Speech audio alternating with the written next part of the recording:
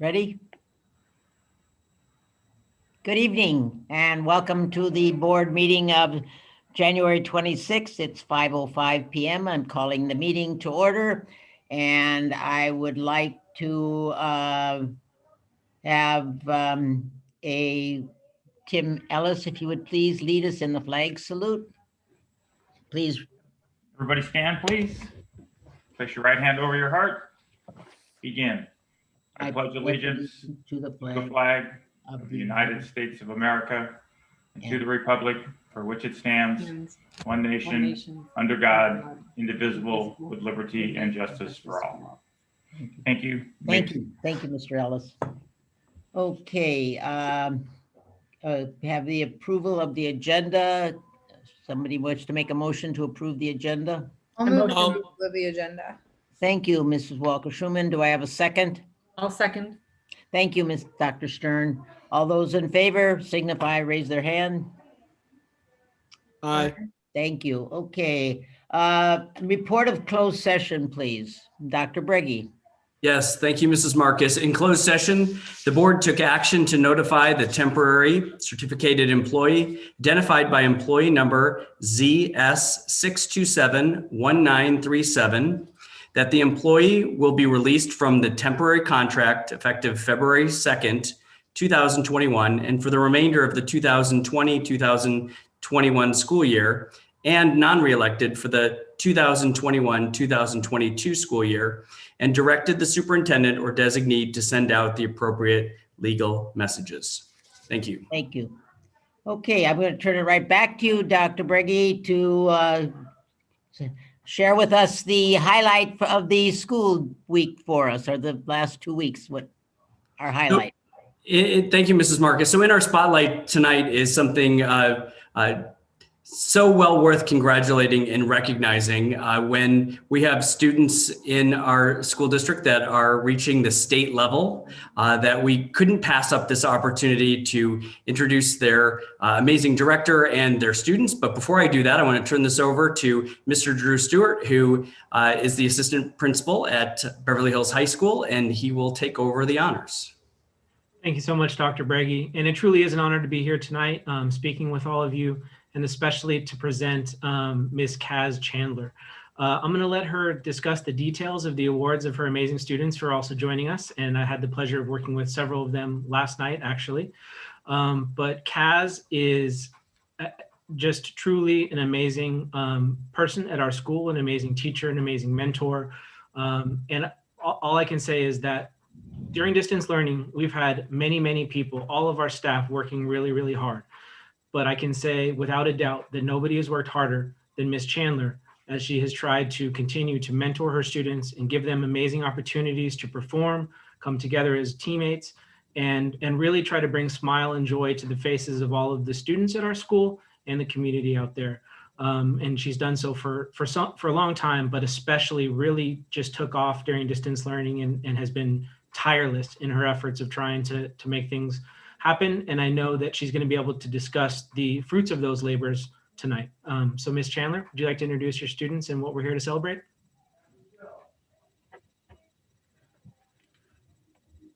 I would love to do that. I jokingly told Mark Mead, when you don't have to spend 2 hours on the freeway every day commuting, it's amazing what you can get done. I have with me tonight, I have Ms. Noah Brenner, who is a senior and is heavily involved right now in her auditioning for some of the most prestigious universities and conservatories in America to be musical theater and or acting. I have Max Love, another senior. Max has already received three letters of acceptance. Is it? Are we at? It's two. It's two. But one of them is to one of the most prestigious acting conservatories, University of Cincinnati College Conservatory of Music. I have with me Rhiannon Carter. Rhiannon Carter is not only the president of our thespian troupe, which she has done an amazing job keeping those kids connected this year, but she is also one of our head technicians. And has been tirelessly stage managing and or learning about her craft, even though she's had to do it online, as well as Allie Schwartz. And Allie is not only a techie, and both Rhiannon and Allie are knee deep in their auditioning and putting together portfolios for major colleges to be technical theater students. But Allie also double dips into the acting world. We have done several competitions this year. We did the D-Task Fall Festival, of which we did very well. We got several second places and honorable mentions. But most recently, we did CETA, California Educators of Theater Arts competition this year. It was opened to the entire state because there was no travel involved, that it was all virtual. And we had categories in published plays, technical theater, and original.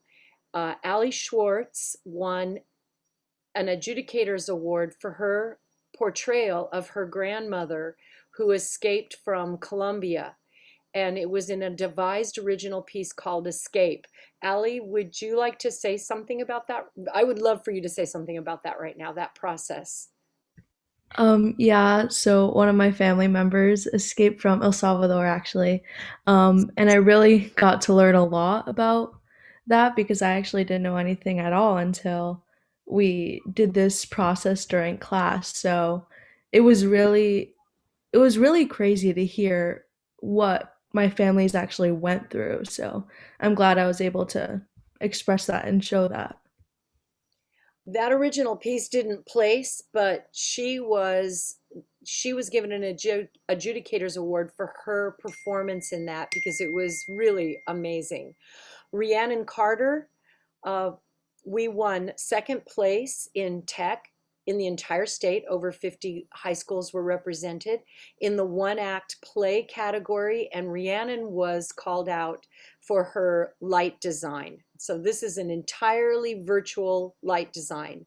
Rhiannon, can you talk about that? Yeah, I can.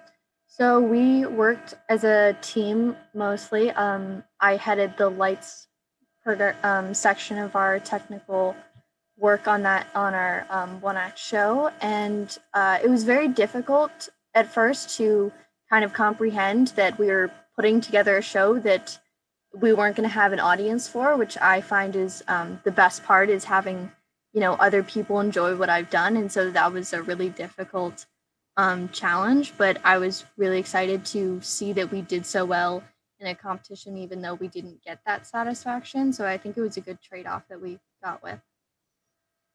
And that was put together in an 8-minute video where they had to showcase their draftings, their drawings, their conceptualizations, and talk about it on the 8-minute video.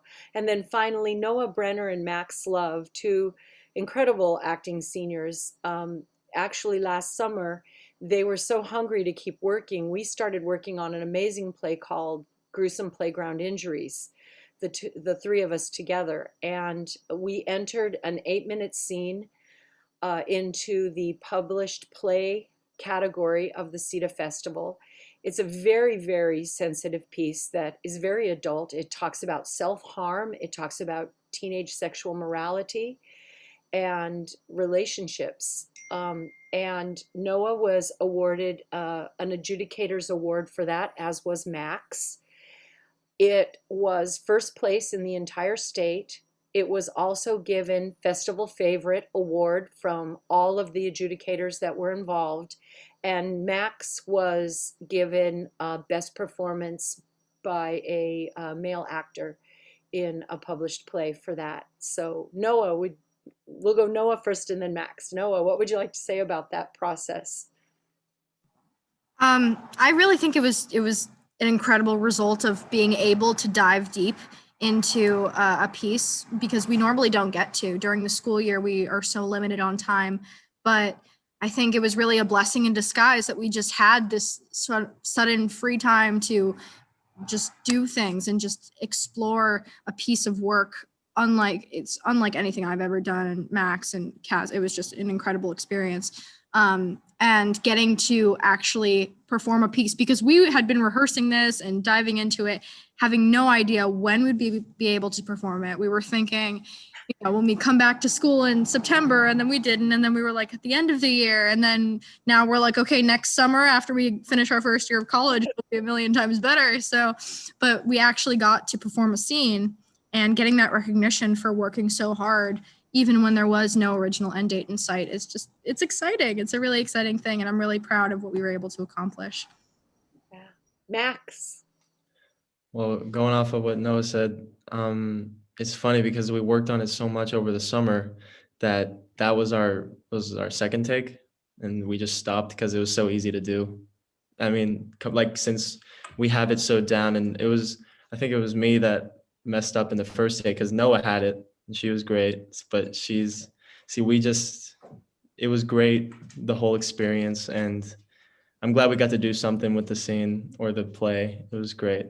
So I just have to say my heart swells at these kids who are working on plays that they can't even see produced, or have no idea if they'll ever be produced. They're working on them because they love designing lights, they love designing sets, they love playwriting, or they love acting so much that they're willing to just give it everything. It's just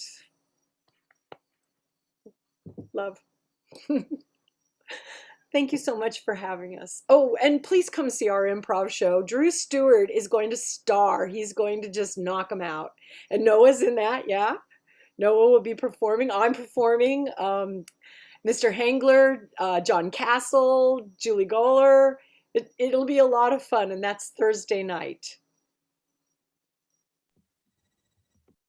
Thank you. That's go around, and the board members, I think we need to give them a big round of applause. How unbelievable, that make us so proud of you, and thank you for sharing with us tonight. That was wonderful, and I look forward to hearing great things about you guys in the future. I may be watching television and seeing you or your credits on lighting and whatever. I think that's fantastic, and I hope you have a wonderful future and good luck. And I hope you get into the schools, and evidently you have already. The best of luck to you. If there's any other board member wants to make a comment, Mary, wait, let's go around. Let's start with Mr. Margot. Any comment? No, just great to see all you guys again. I miss the department. I miss having kids in the department. And I just respect the work you've done over the last year in these conditions. Major props to all of you. So keep it up, and good luck with the rest of your schools. Mrs. Wells.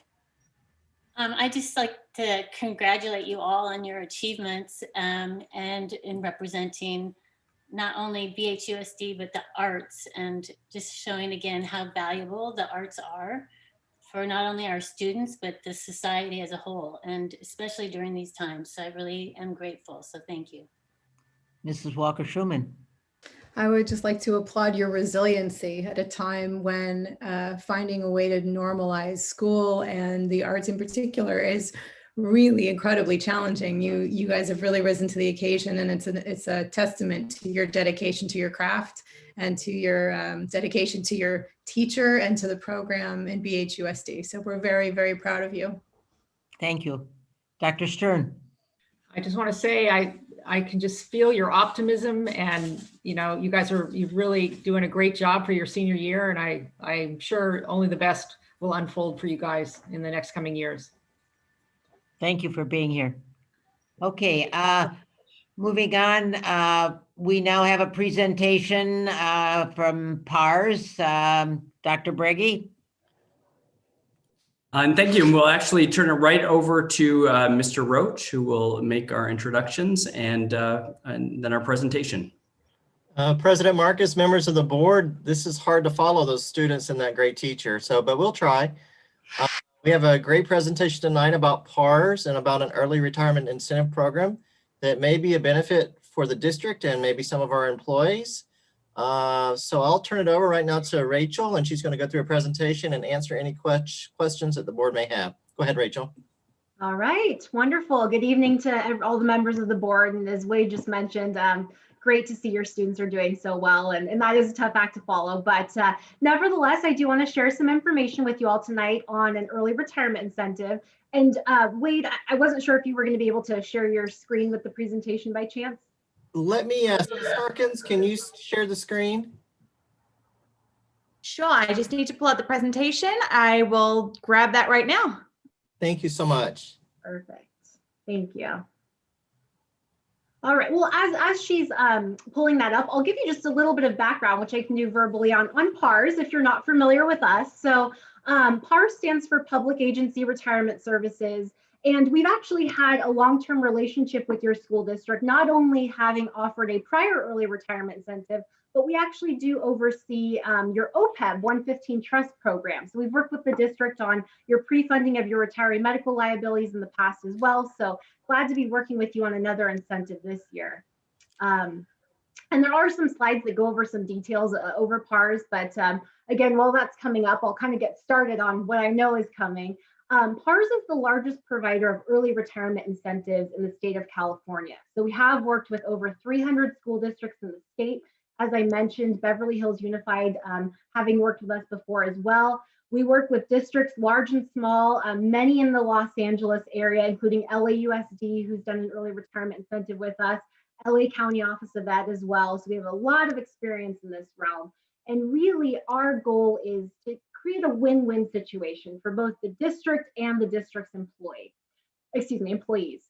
This is really meant to be something that can ultimately save the district money, but also kind of be a nice monetary incentive for your long-term valued employees. So now that we have this up, perfect.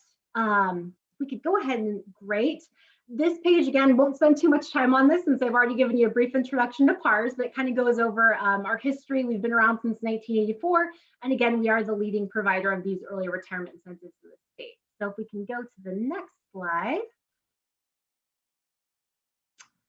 Perfect. And this one actually goes over a sampling of our client list. So as I mentioned, you'll see a lot of your neighboring school districts are included in there. As I mentioned, we've also done the County Office of Ed and a lot of the largest districts in the state, which you'll see on the right-hand side there as well. So let me on the next page get into a little bit about how the process works for offering an early retirement incentive program. So ultimately, if the district were to want to offer this, it would be a contingent offering, meaning you would be authorizing staff to open up a window that does allow your eligible employees to enroll in the plan.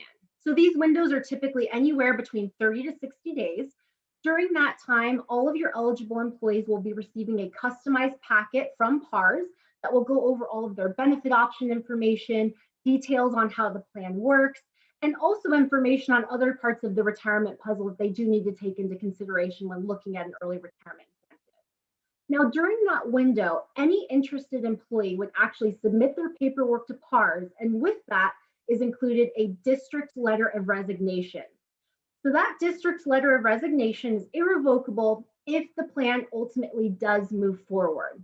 However, as I mentioned at the beginning, this is a contingent plan. So ultimately, once the enrollment window has closed, we'll have a clear picture of all of the employees who have opted to enroll in the plan and therefore can share hopefully fiscal savings, or if things don't pencil out, losses. And then staff will be able to bring back that information to the board to make an informed decision about whether or not to move forward. So again, if the plan does move forward, all of those employees that submitted that letter of resignation will resign or retire at the end of the school year. If the plan is canceled for any reason, those letters of resignation would be automatically rescinded and folks would have no obligation to retire. So again, this is a fully contingent plan and we want to make sure that you know that and that your employees know that as well. Next slide, please. Great. So this goes over the proposed plan eligibility. So in working with staff, we've identified employees within each employee group that would be eligible for this. Ultimately, this is going to be offered to employees from each employee group that are either eligible to retire under CalPERS or CalSTRS and have at least 5 years of district service. This plan also requires that employees must resign from the district at the end of the school year on or before June 30th of 2021. Next slide, please. Great. Okay, so in working with the district on some possible scenarios about plan design, we are recommending an 80% of final pay plan. This is actually what the district offered to its employees the last time a plan was offered through PARS. And essentially what this means is that their benefit will be 80% of this year's final pay, and that will be paid out through a 403B annuity, which will be purchased through Pacific Life Insurance Company. So based on 80% of an employee's final pay, they're actually going to have 14 different options for how they can take that money. This will be funded over a 5-year period. So as you'll see on the next slide, when I walk through the options, the quickest time that they could actually get their payout would be over 5 years. And in fact, let's go to the next slide if we could, and I will walk you through how those options work. Perfect. Okay. So based on 80% of final pay, as I mentioned, every employee is going to have 14 different options. Now, these are all actuarially equivalent to the district, meaning no matter what option an employee chooses, it will cost you the same thing. So it really puts the freedom and flexibility in the hands of the employees to make a decision that makes the best sense for them. So the first 3 options are variations of lifetime options. You have an unmodified option, which is option 1, pays out for an employee's lifetime, then the benefit ends when they pass. You have a joint and survivor option, which pays out monthly for an employee's lifetime and the lifetime of their one named beneficiary.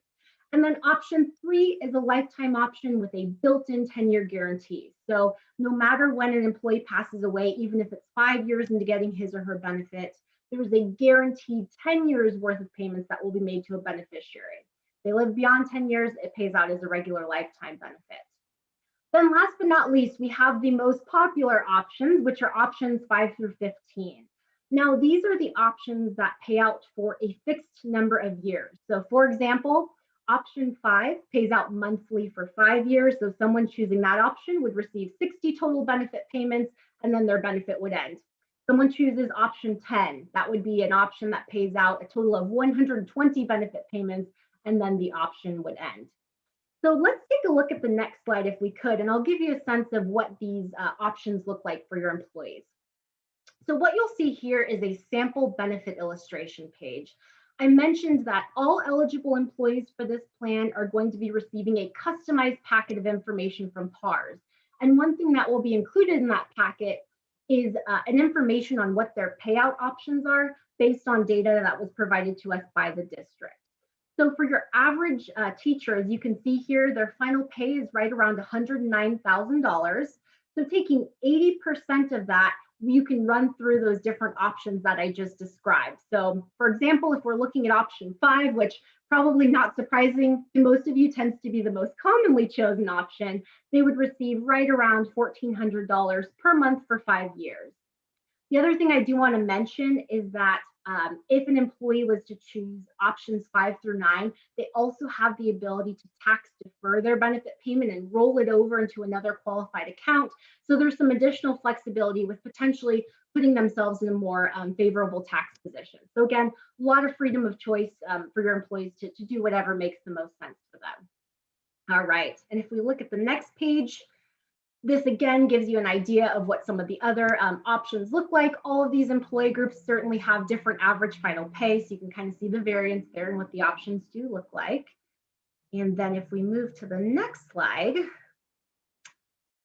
the next slide goes over the analysis process. So perfect. So slide 11 is the PARS analysis methodology. So again, we were able to meet with your staff, and based on all of the data and information and feedback that we got from staff, we were really able to fine tune an analysis to best meet the needs of the district. There's a number of factors that go into the PARS analysis, and some of those are listed here. A lot of what drives whether or not these early retirement incentive plans works is the compensation differential between an outgoing or retiring employee and someone that would be backfilling their position.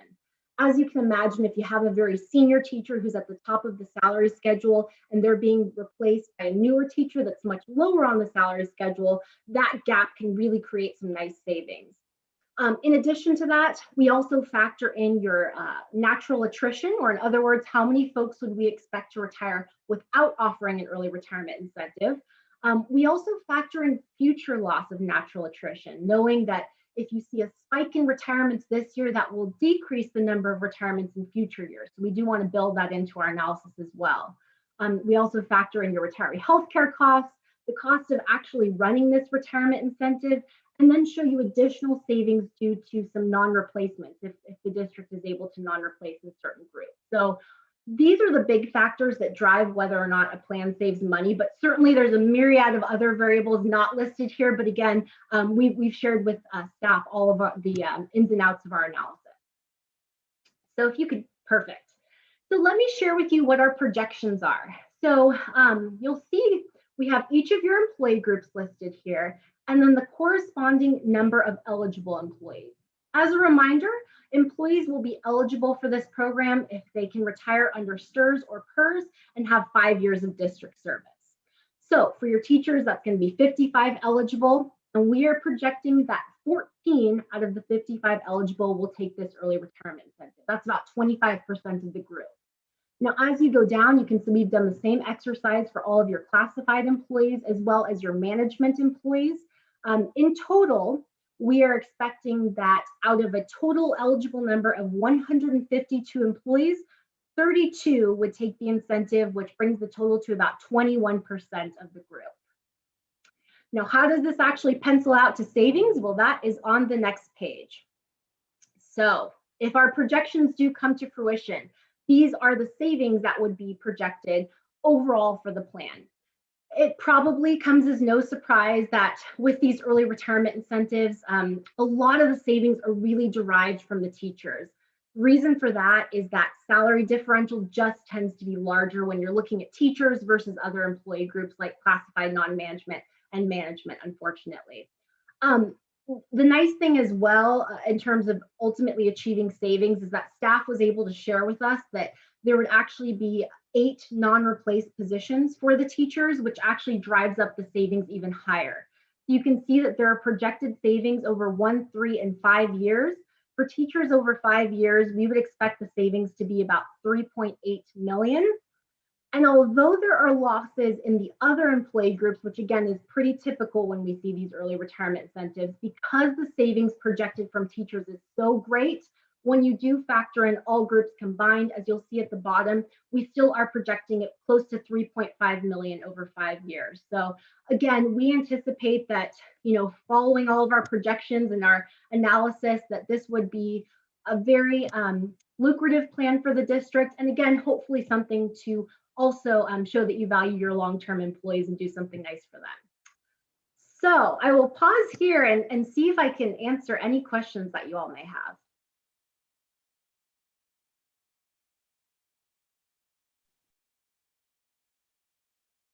Thank you for that wonderful presentation, Rachel. That was very, very, it goes back a long way because I was one of those teachers that many, many, many years ago took a PARS retirement. I don't know if you were in charge of it in those years, but I did take advantage of it. So great. I just would like to make one comment that is there, and that is the 80% of the salary that they're going to get. These teachers are also going to get checks from public and from the STRS, and that, so this is over and above that. So everybody is clear that this is above the money that they would get from STRS or from PERS.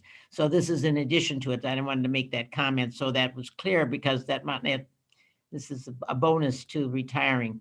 I'm going to let the board go around and make their comments first, and then I'll chime in afterwards because that's the way we do it. So I'll call on Mr. Margot first if he has some comments to make about this. Thank you. Thank you for the presentation, Rachel. Wade, I wanted to ask you, what is our timeline if we're going to move forward with this? And could we have the information we need prior to March 15th? Yes, I believe, and Rachel, please jump in. I believe we've set a calendar up so that the letters would go out if the board decides to move forward. The letters would go out in the next week or so. And the employees, I believe, have until March 9th or March 5th. March 5th, yes. So what we had discussed is, in hopes of meeting that March 15th deadline, we would bring back the results to the March 9th board meeting. So they would have until March 5th to submit all of their paperwork. Okay, and does that leave us enough time? Wade and Matt, you could chime in. You're not on my screen right now, but this would go to you. Does that leave enough time to prepare the necessary documentation going into March 15th? In the past, we've really cut it close with these offers. So what I want to make sure is we really have given ourselves a proper amount of time for people to make that decision. It's a big decision, and let staff have time to draft what they need to prior to March 15th if it's not coming in front of us till March 9th. Yes, we believe if we get the notification from the employees by March 5th, Matt and I will have enough time to finalize any lists or non-lists we need for March 15th. Okay. All right, that's my only concern. I've been through this circus several times before, so thank you for setting us up for potential savings. It always is nice to, dream. So I'll pass the buck. Thanks. Okay, Mrs. Wells. I had a question about how medical benefits factor in for those that choose to opt in for retiring early. I understand that if you were already receiving the PERS benefits, then that would continue. But what about the other candidates that opt in for this program? So yes, Trustee Wells, if an employee qualifies for medical benefits through the district at retirement, then they would get those medical benefits on top of this PARS supplement. So it has nothing, it wouldn't diminish their medical benefits, but they would need to retire from PERS or STIRS to continue their medical benefits with the district if they qualify. Is that up to a certain age? Just out of curiosity, Mr. Roach. I believe it's up until they're 65. Thank you. Or there's a certain number of years or till they're 65. Any other questions, Mrs. Wells? No, thank you so much. Okay, Mrs. Walker-Schuman. I don't have any questions. I think it's, it's always important to consider our options when we're looking down the barrel of planning for next year. So I thank you for your very comprehensive and thorough presentation. And, I hope that for those this is a good solution for, that they take advantage of it. And I guess we'll kind of go from there. Not that I don't know the answer to this, but for the sake of the public, if we have only a couple people that opt in and it doesn't make sense for us to go forward with the program, what you were saying earlier was that we have the option to say we're not going to go forward with it because it's not cost effective for this year, correct? Absolutely, yes. And so PARS actually does a post analysis once the window has closed. So we will communicate to staff what the end results are and how much we project in savings or losses. So absolutely, in the event that it does not move forward or doesn't make sense, you have the ability to cancel the plan. Okay, fantastic. Thank you. Mm-hmm. I believe that did happen once in the past where we did offer it and we didn't get enough people to chime in and they did rescind the offers. So I'm not sure how many years ago. I believe it's been about 3 or 4 years since we've offered this previously and we had a number of retirees. I'm not sure. I think it was about 3 or 4 years ago that this program was offered to the teachers. The sad part about it is we lose some very, very good teachers who decide that this is the time. And unfortunately, that's one of the downfalls of this, but that it's good that they can get a little bonus and make a decision and enjoy some life. Dr. Stern. I don't really have anything to add. I enjoyed the presentation and I'm glad that some of our more senior or seasoned teachers can have some of these options and take advantage of them. Thank you. Okay, anything else from Dr. Berge? So we will probably get more information on this around the beginning of March. We will know, how soon will we know the first number of teachers? Do we need to give direction to proceed, Dr. Berge? I'm sorry. Well, it's actually on the agenda for a voting item. So after that is when we will jump off. And I just want to just say one thing about just if anybody's even interested.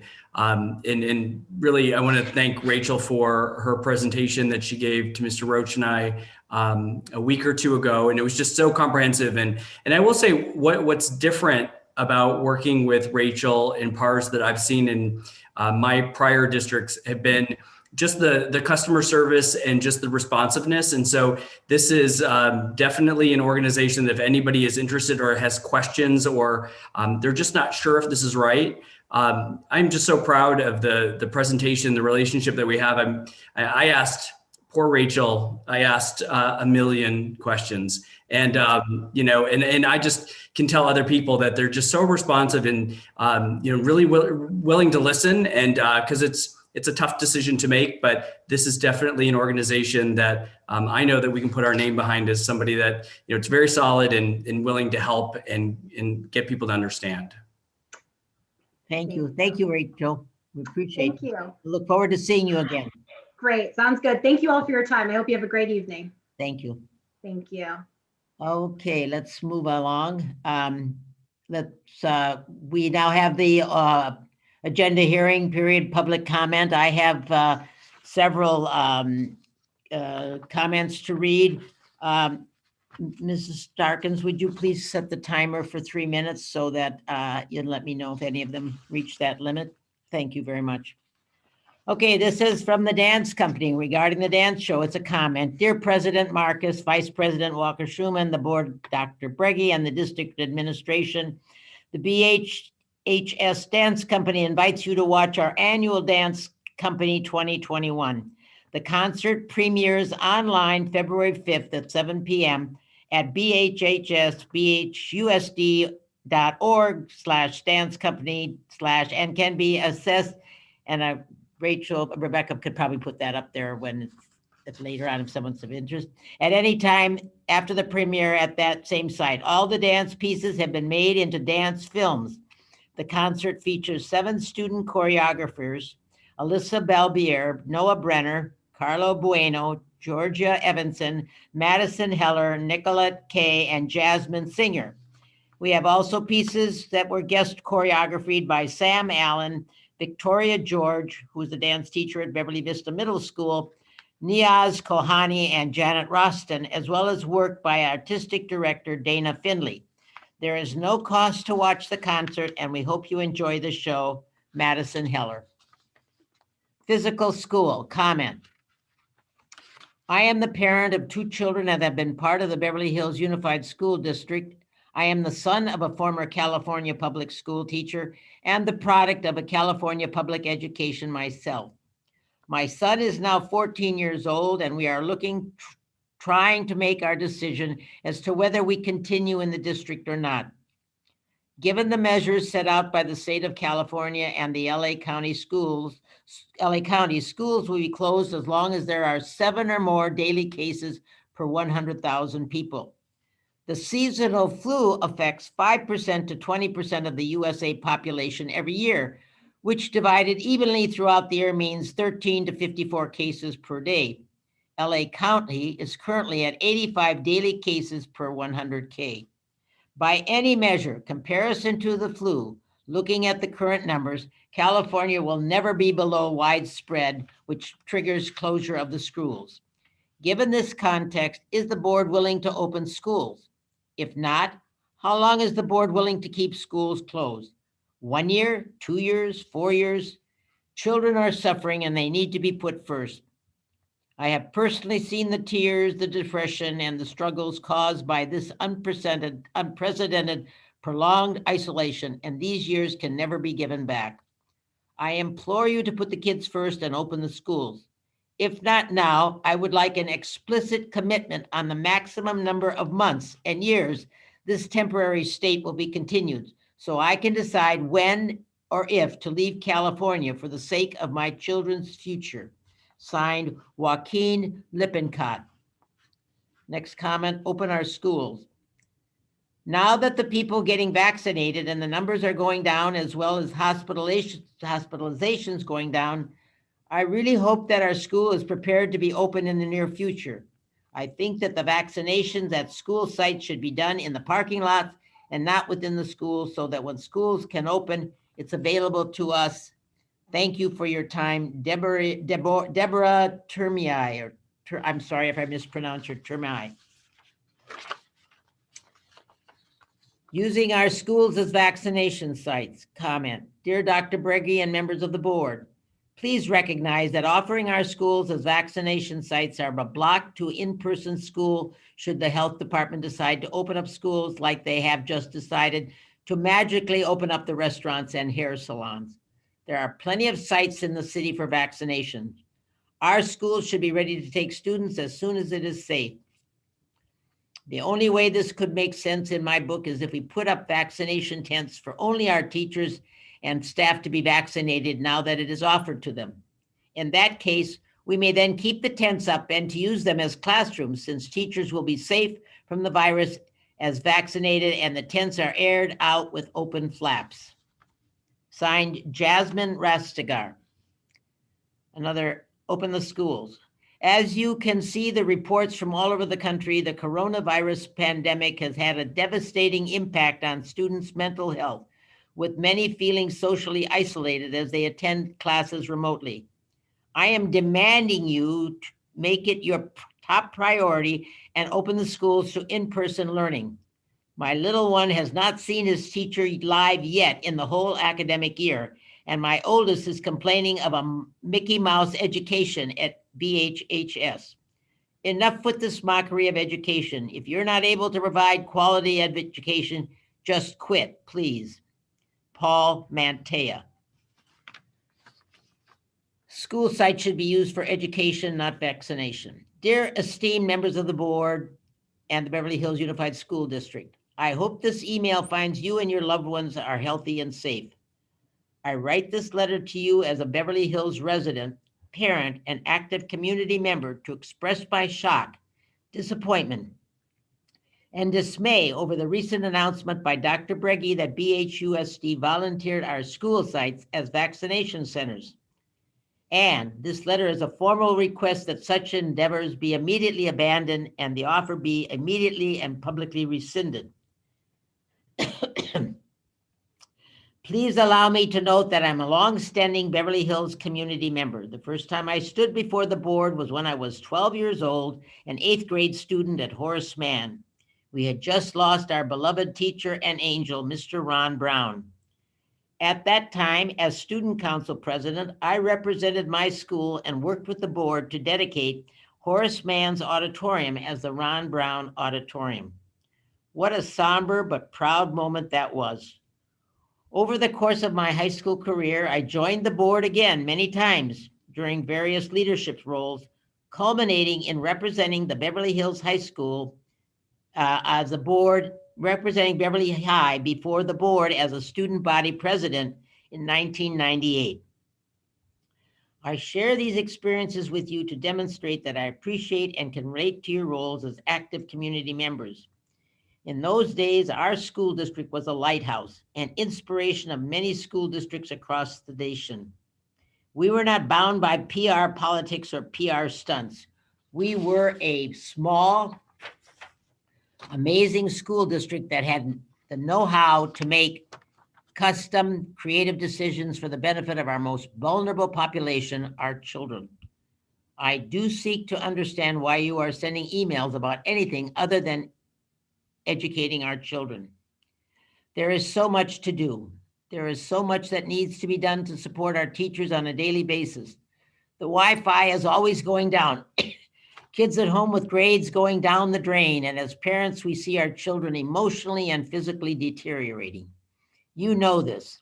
Then what's with the virtue signaling? Your emails serve to strip Beverly Hills families of our hope.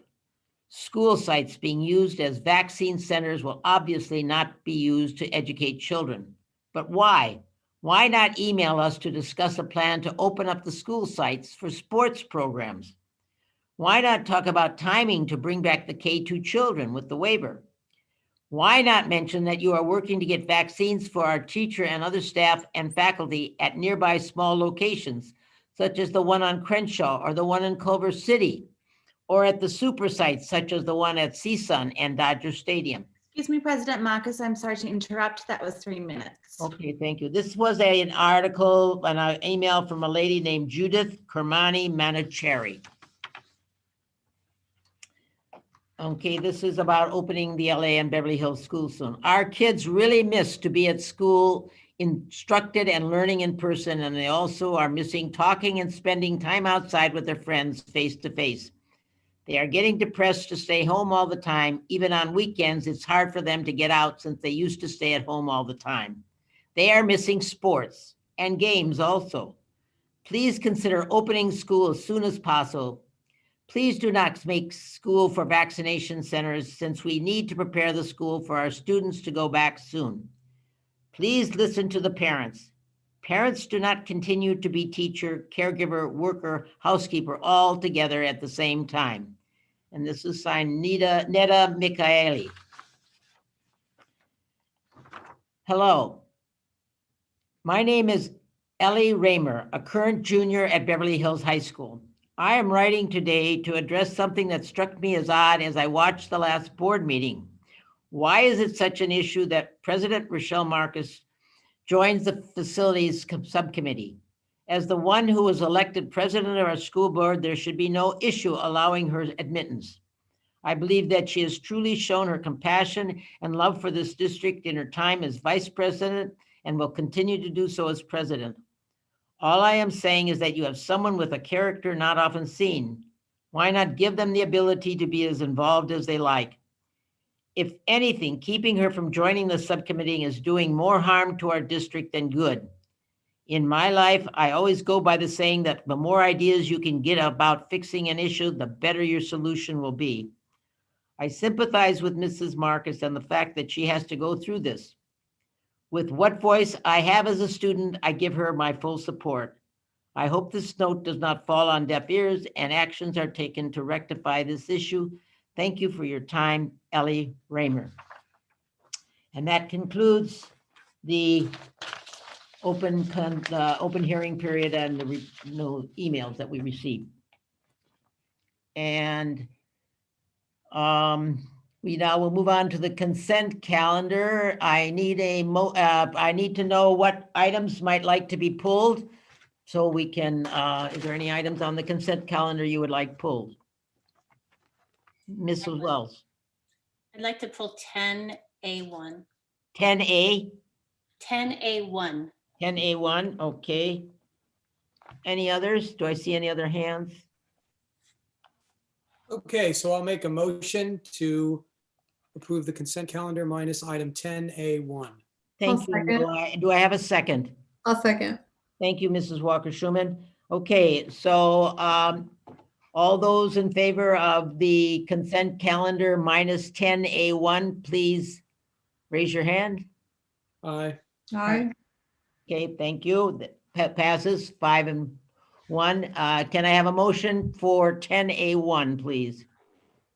I move approval of item 10A1, regular board meeting 1/12/2021. I'll second. Okay, made by Mrs. Walker-Schuman and seconded by Mr. Margot. Mrs. Wells, you pulled the item. Would you like to address it?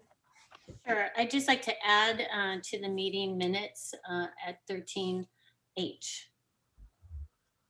Would you like me to read it? Yes, please. I'd like to add, based on the description of the meeting, Mrs. Wells stated that attendees should not be limited to the same board members, that the meetings are not recorded or reported back to the board, and that the president needs to be fully informed in order to carry out the duties as president. Mrs. Wells stated that the board will need to address these 3 issues.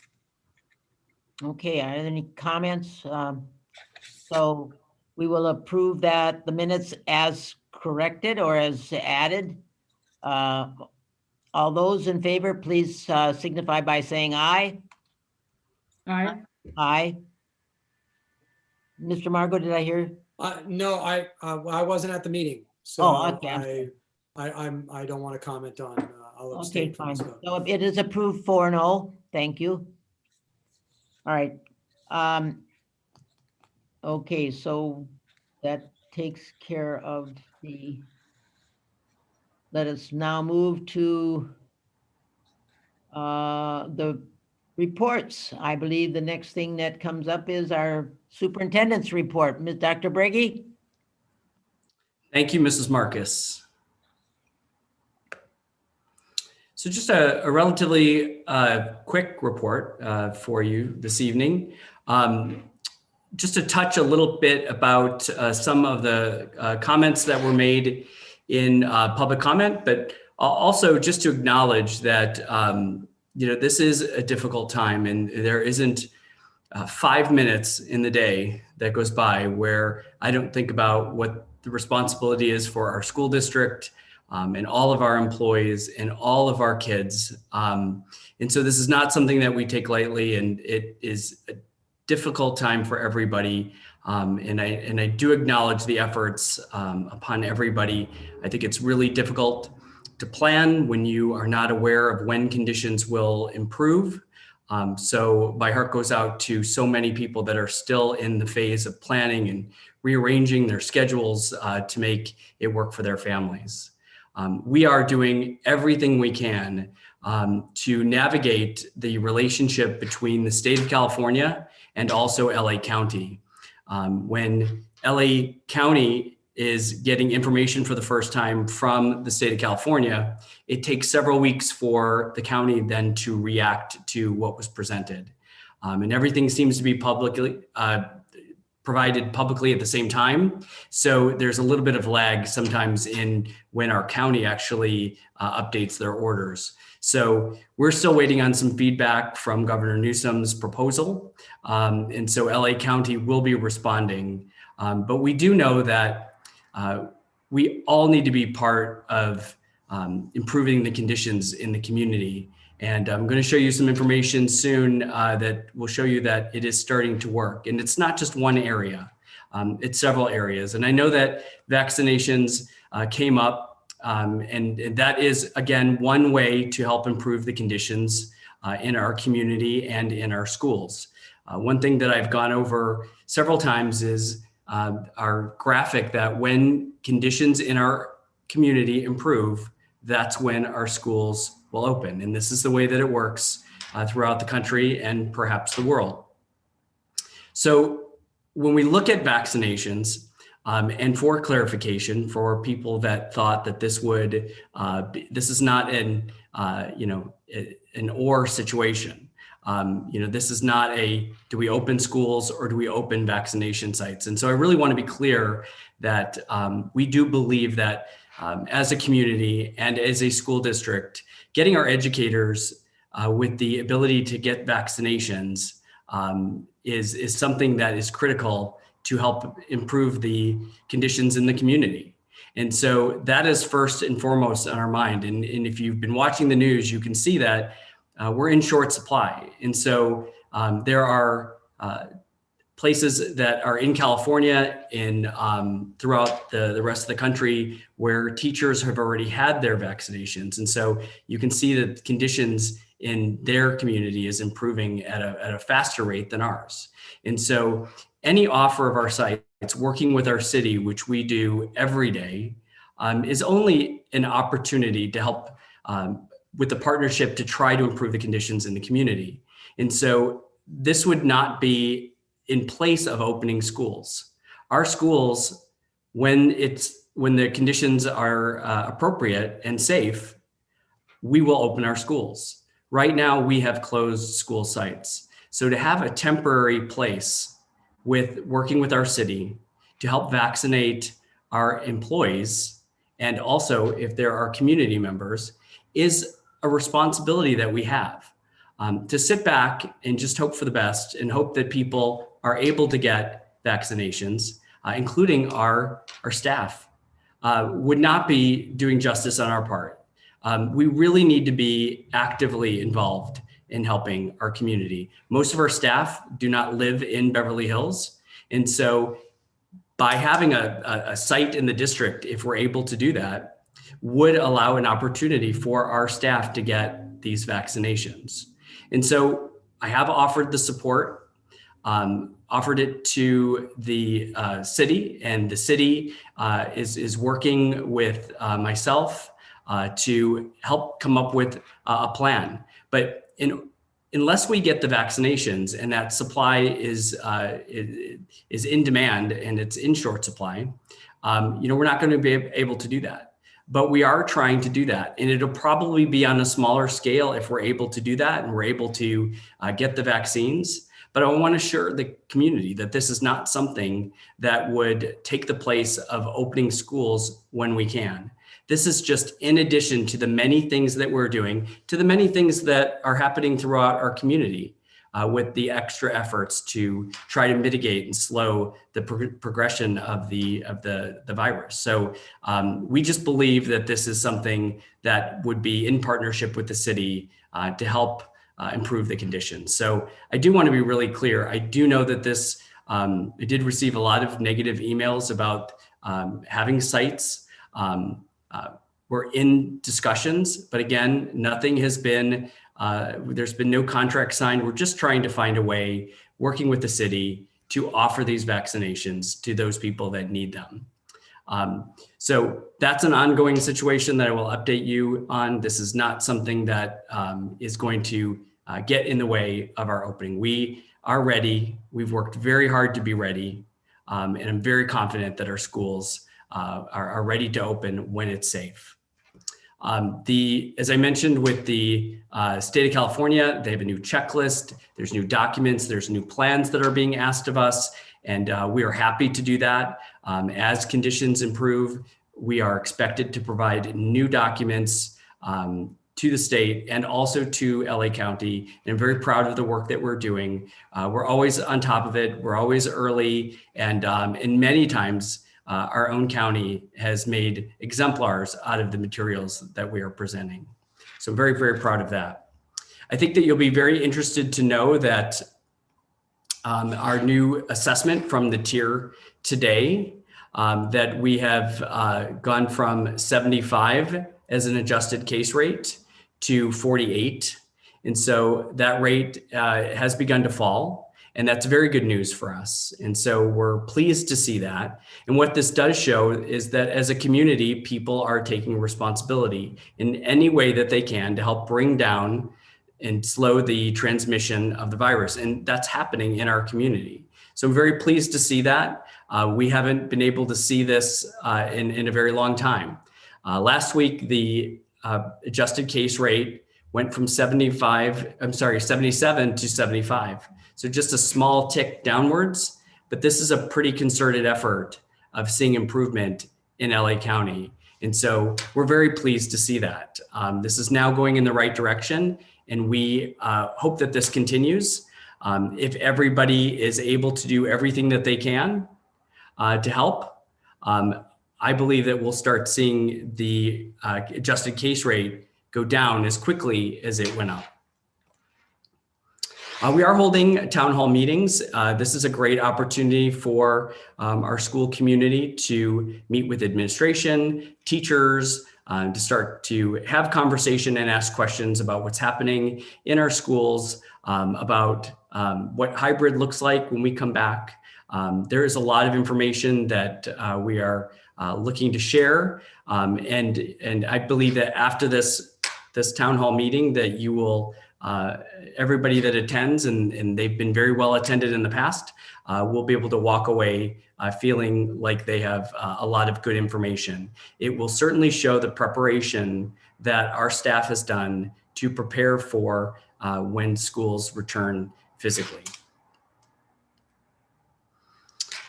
Today we did something very exciting. So I'm very happy to report that we were able to give the PSAT and NMSQT. This was for our high school students. We did host at Beverly Vista Middle School. We do get a lot of people asking, well, how in the world were you able to do something like that? This is clearly outlined in the health order from LA County to have a sitting admissions test like this. And so we were able to do this, and all of our protocols and health screening measures were in place for this approved activity. And so we had 48 students that attended. 13 administrators, including myself, had the opportunity to do this. And it was just so great to see our students. So we actually were able to provide an environment that there was 4 or 5 students that were in a classroom. So they were well past the 6-foot social distancing. And so they had very comfortable testing environment, and it was a small group, but it was very successful. And I'm really glad that these students had this opportunity. And it was just such a great feeling to see our students back in our schools. So we hope that that happens sooner than later, because they were excited to see us too. And it was just an overall great day. Just to one of the successes that Mr. Seaman talked about at our last board meeting was our Pathways to Success at the high school level. And I'm very pleased to announce that this has been completed at the middle school level. And so here's the website for the BVMS pathways, but I can show you really quick that it has the same format as the high school pathways. I'm very proud of this.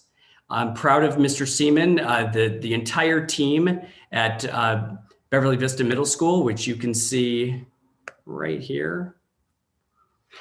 And what I'm really proud about too is that pathways are different at the middle school. And what I was very pleased to see in this work is that the pathways are created here so that students can still have the opportunity to explore. And so they're not pathways that trap a student in a certain area. It still allows the opportunity for students to experience different areas, but at the same time, providing that much needed direction for students that know if there is a certain specific area that they have an interest in, like visual and performing arts, or world languages, STEM. And it's designed the same way to give that direction, but there's a lot of flexibility that happens at the middle school, and that philosophy that Mr. Allen and his administrative team and all of the staff members there have created to allow this experience for students to be able to get into a pathway, but then also to explore and move into different pathways. So we're very excited about this work. It's reflective and aligned with the way that the high school is put together. And I think when students are starting to look at these types of pathways at the middle school level in 6th grade and thinking that they're able to have a document like this to help guide them all the way through high school is something that very few school districts in the entire country are helping and guiding with along their way. So I don't want to underestimate or under-recognize the work that has been involved in putting this together. This is better than many private schools are doing for their students. And to be able to do that with our middle school students and our high school students is really setting our students up for success. And even more than the experience and success for our students, but the communication for our parents. Many times our parents just don't have the information about what courses there are, or it comes every time there's a registration period, they're able to see some courses, and they're never able to see what that long-term vision looks like.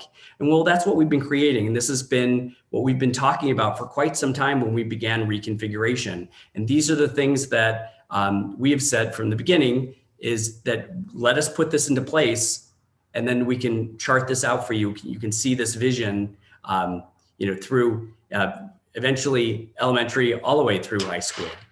So I wanted to share that with you. It's very exciting that we are at this place, and that's also on the website so that everyone can see it.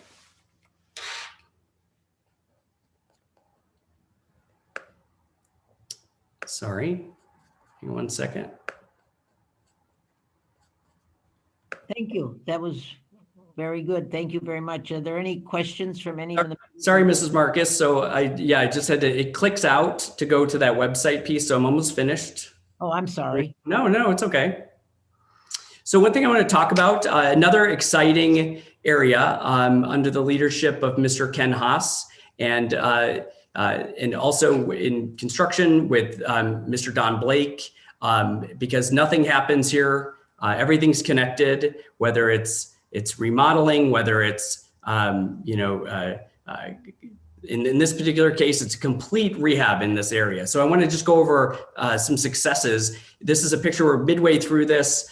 We still have some work to go, but this is a very exciting time. And so I just want to share of what's happened in this area, because you'd be completely amazed at what's happening in our swim gym.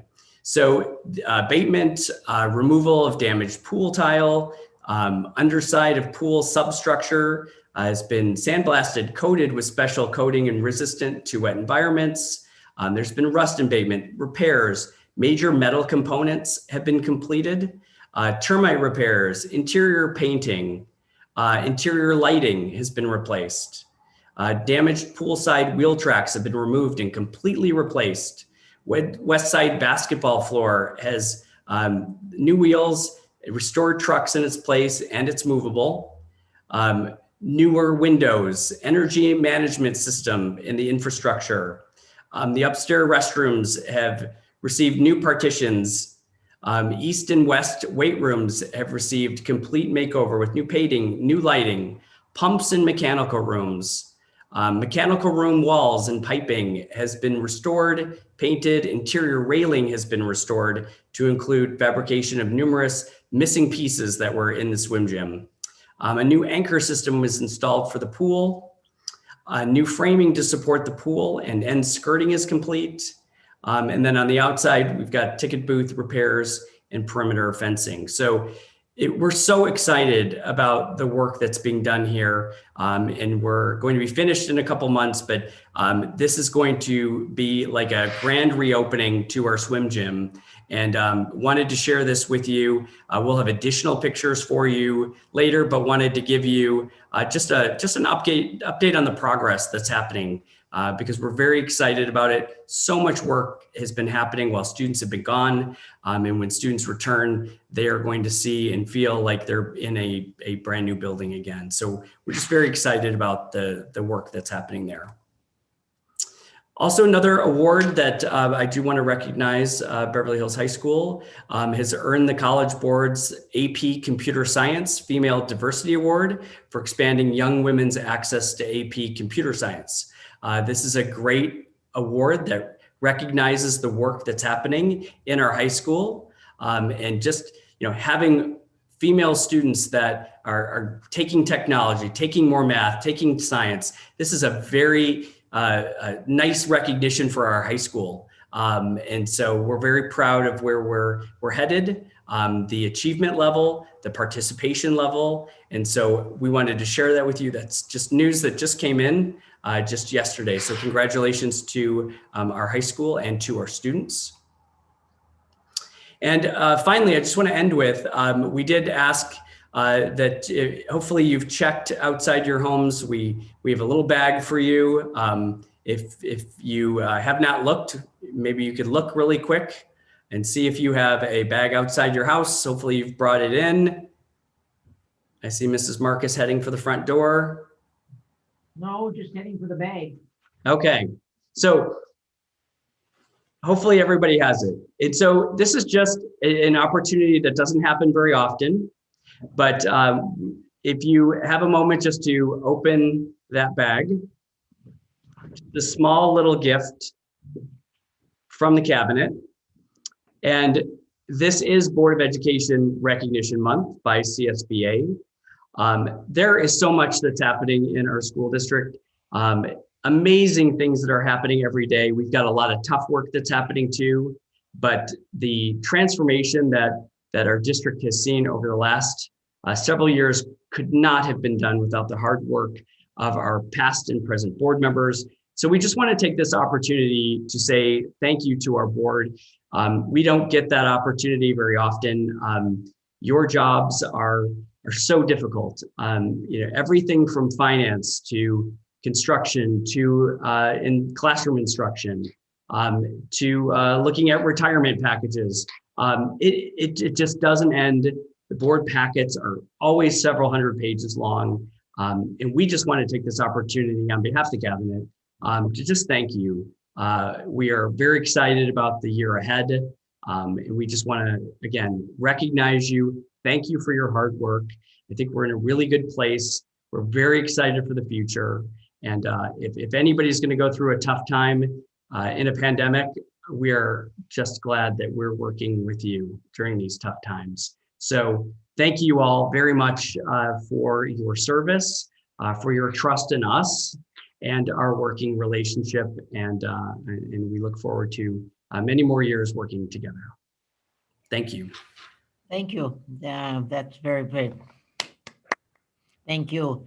That was quite unexpected. Thank you so much to the members of the board, the cabinet, and for this lovely gesture. It's very pleasant, just nice. And I would like to go around if anybody has any questions for Dr. Brady before we go on to Mr. Kashanian's report.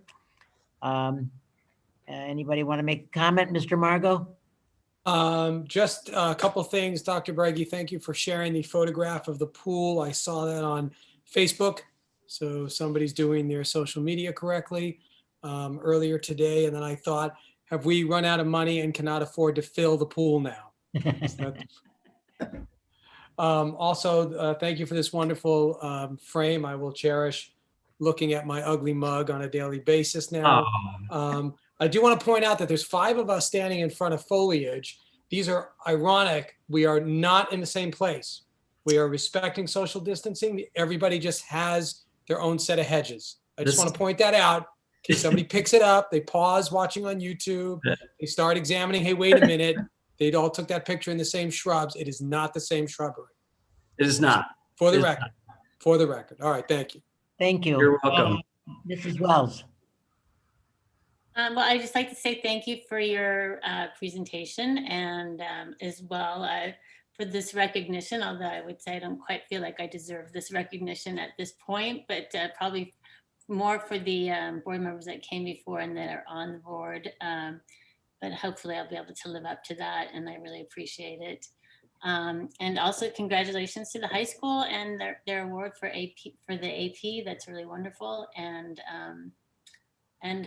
to thank you for all that you do. I just know that you guys work so hard and really long hours, and I really appreciate it. And I'm happy to be on the board with everyone and the staff and cabinet and Dr. Brady. So thank you all.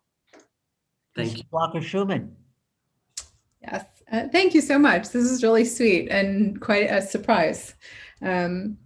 I want to not to just be focused on work only, but I wanted to circle back to some of the updates that you gave. Please. Some of the things that have been brought up that in public comment are questions that I think also need to be addressed. And I just wanted to ask you, can tents be used for instruction right now? So it depends on, I mean, the tents would have to go through DSA. And we've looked at doing some tents in the past. And since it would have to go through DSA, this would be the appropriate channels. It would be over a year. It would be a long time before DSA would get back to us. So the tent option, if we were not on school property, the city can put up a tent tomorrow and it wouldn't be a problem. But we can't do instruction there. Mm-hmm. And then the other thing is, even with LA County, they had school districts that were asking for doing outdoor instruction in tents, and they also had said they were not going to grant that approval, correct? So that is my understanding as well, that they did ask for that, and they would have to go through DSA as well. There's so many other considerations that you have to take into place when you are outside and don't have the equipment from your classroom, the technology. There's a lot of other factors to consider than just being outside. Mm-hmm. Thank you. And then the other thing is that was mentioned is sports programs. I know that we've had a change in the last couple of weeks to what it is that we're able to do in the sports programs. Can we have a little update on that? Sure. I mean, Mr. Ellis is right here, so I will let him tell you. Last week, the CIF Southern Section came out and canceled all playoffs and championships for every of the fall sports seasons.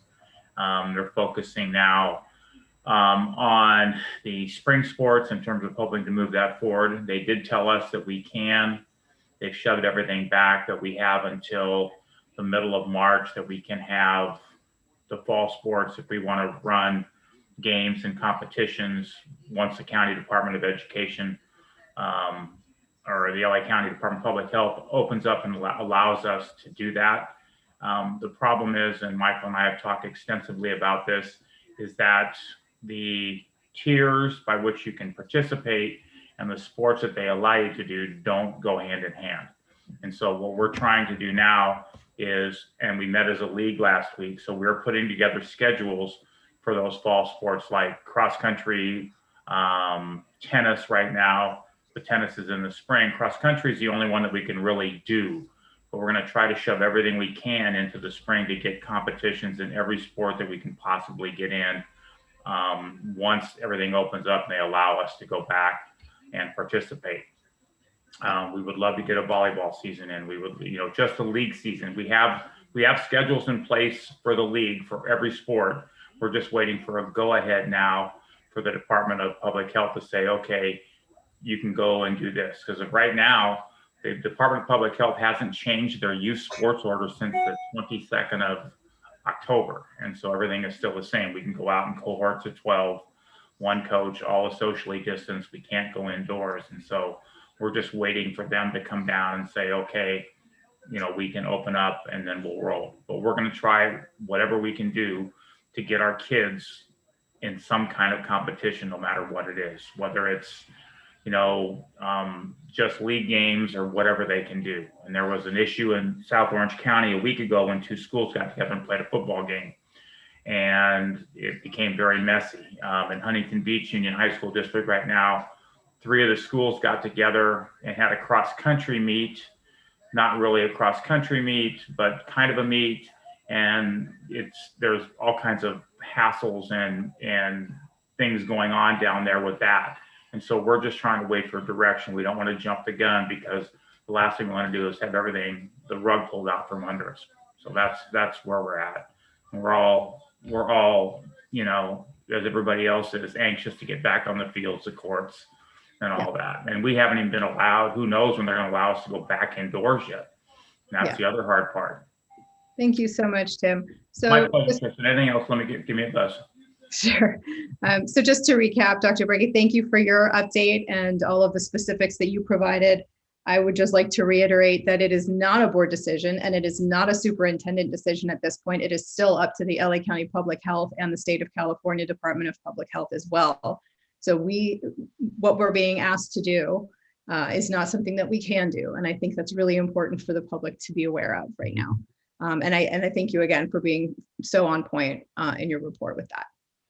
Thanks. Thank you. I have a couple questions for you. On the PSAT test today, 48 students only took the test. I mean, is that a selected group based on, or were they, is that anybody, how were they chosen? I mean, there's more than how. Yeah, that's a great question. And I think that it is, when you think about that, I've always said from the beginning that, one of the most difficult things about where we're at is, people are, at different places with the pandemic and where we are. And this is evident of, people, that are signing up. And there are families, and we respect that decision, that families, some families had decided that they did not want to send their students to school to take the test. And we respect that greatly.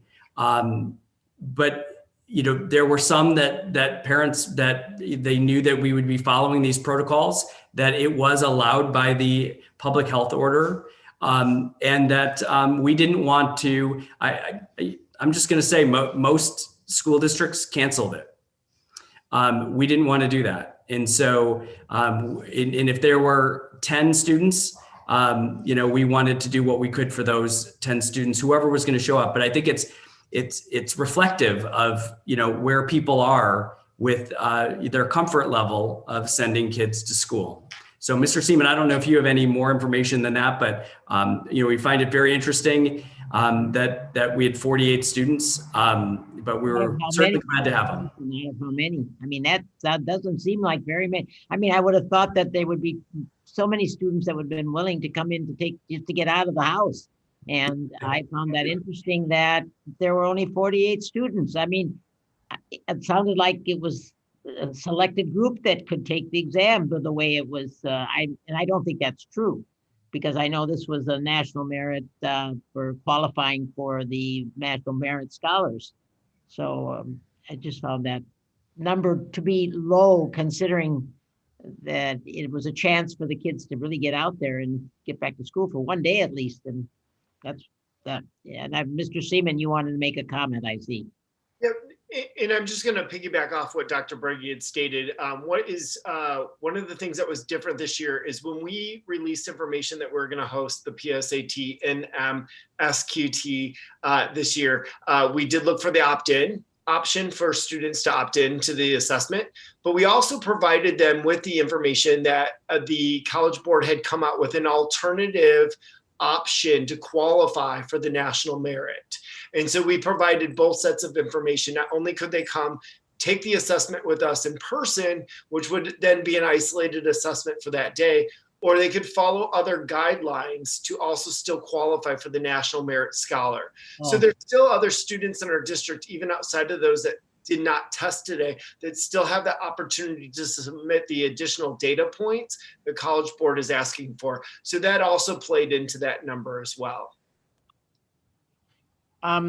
This will probably be a question that'll have to be answered later. It has to do with the number of kids who will be enrolling in the pathways classes. If the numbers for a students that opt to take like some of these classes is very, very, very low, like 2 or 3 or 4 students, how are we going to handle that? That's something we'll have to discuss in the future, but that's something that crossed my mind when there was such an array of pathways for kids to take to go across the board.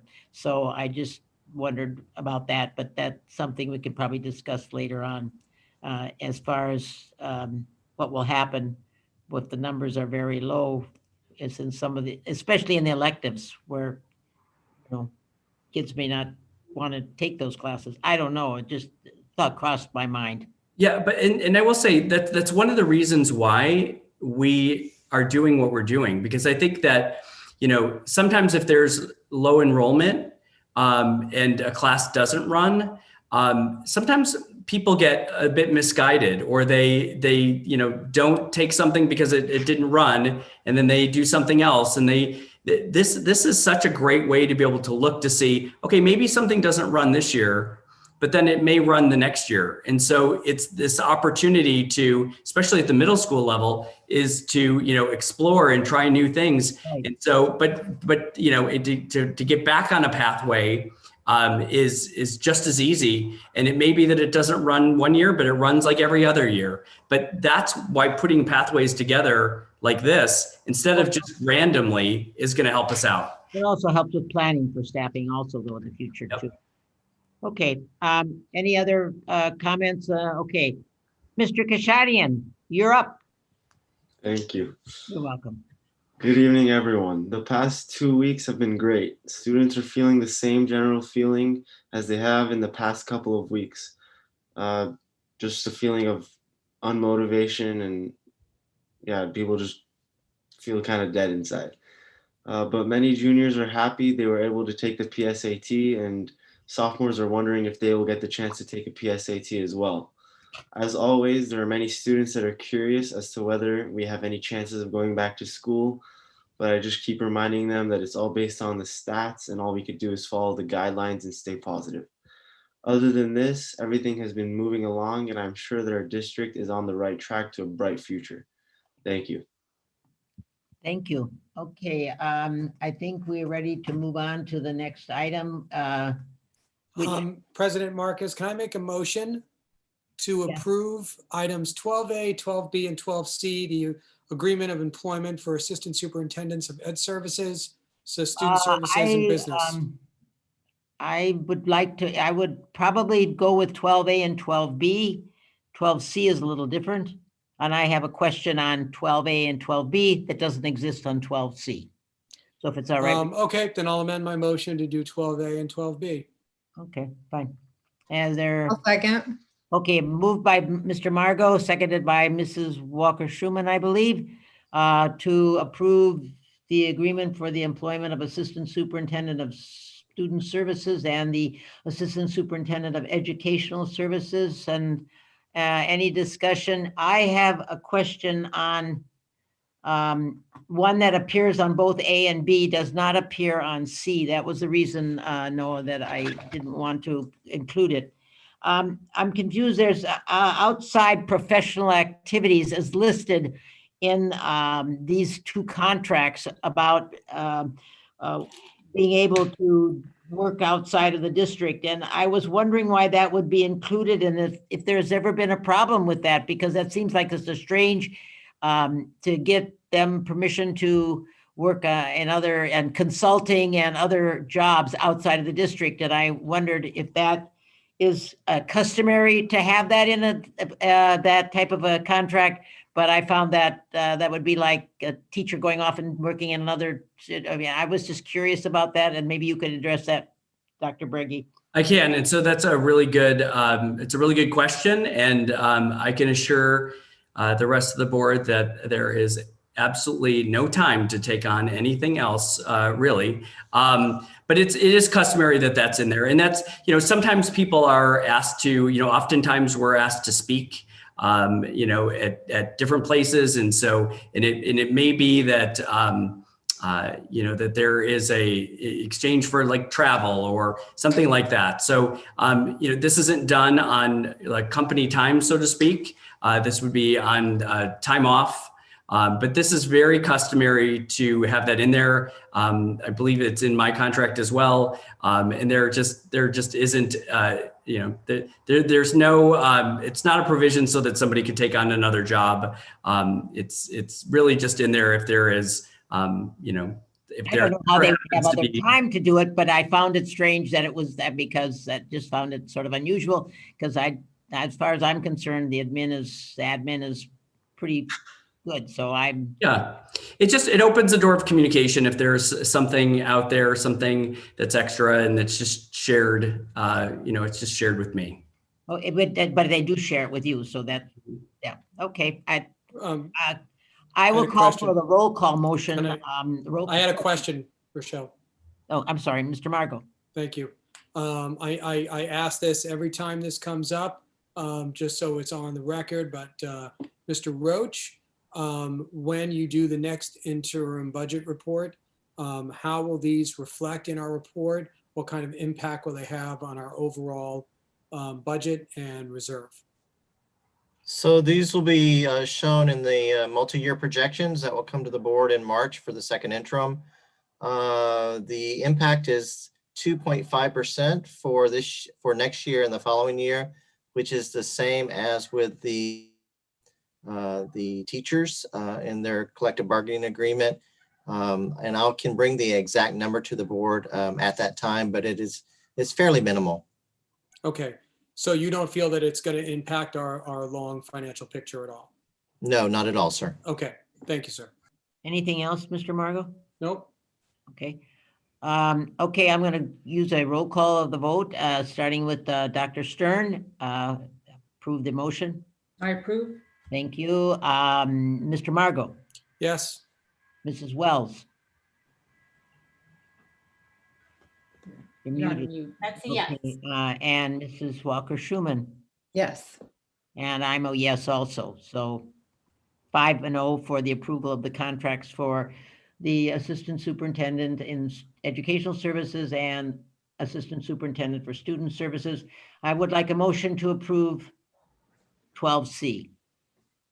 I'll move approval of item So moved. 12C, approval of agreement for employment of Assistant Superintendent Business Services. Okay, from Then I'll Mrs. second that. Schuman. Who is the second? I didn't hear a second. Mr. Margot? I did. I did. Mr. Margot, thank you. Yes. Okay, any discussion? Hearing none, I'll call for a roll call of the vote. Dr. Stern? I approve. Thank you. Mr. Margot? Yes. Mrs. Wells? Approved. Mrs. Marcus? Did I miss somebody? No. Mrs. Schuman? Yes. And Mrs. Marcus is a yes. Thank you. Let record reflect a 5-0 vote. Okay. Moving on to, this I believe is Mr. Wade Roach's item, Business and Finance, a mid-year fiscal update. Yes, President Marcus, members of the board. When I come to you normally, I bring budget reports. In December, I bring the first interim budget report. And in March, I bring the second interim budget report. The only time I actually bring actuals, actual cash in and cash out, is really the unaudited actual in September. So I thought it might be a good idea to start a process where in the middle of the year, we bring an actuals report to the board to see actually what revenues have been received in hand and what expenses have been paid out. So that's what this little report is all about. And then an update on our COVID expenses and revenue. So I'm not sure if Ms. Starkins can share this for me or if Dr. Beggy can allow me to share my screen, either one. You should be allowed to share your screen. Okay, let me try that.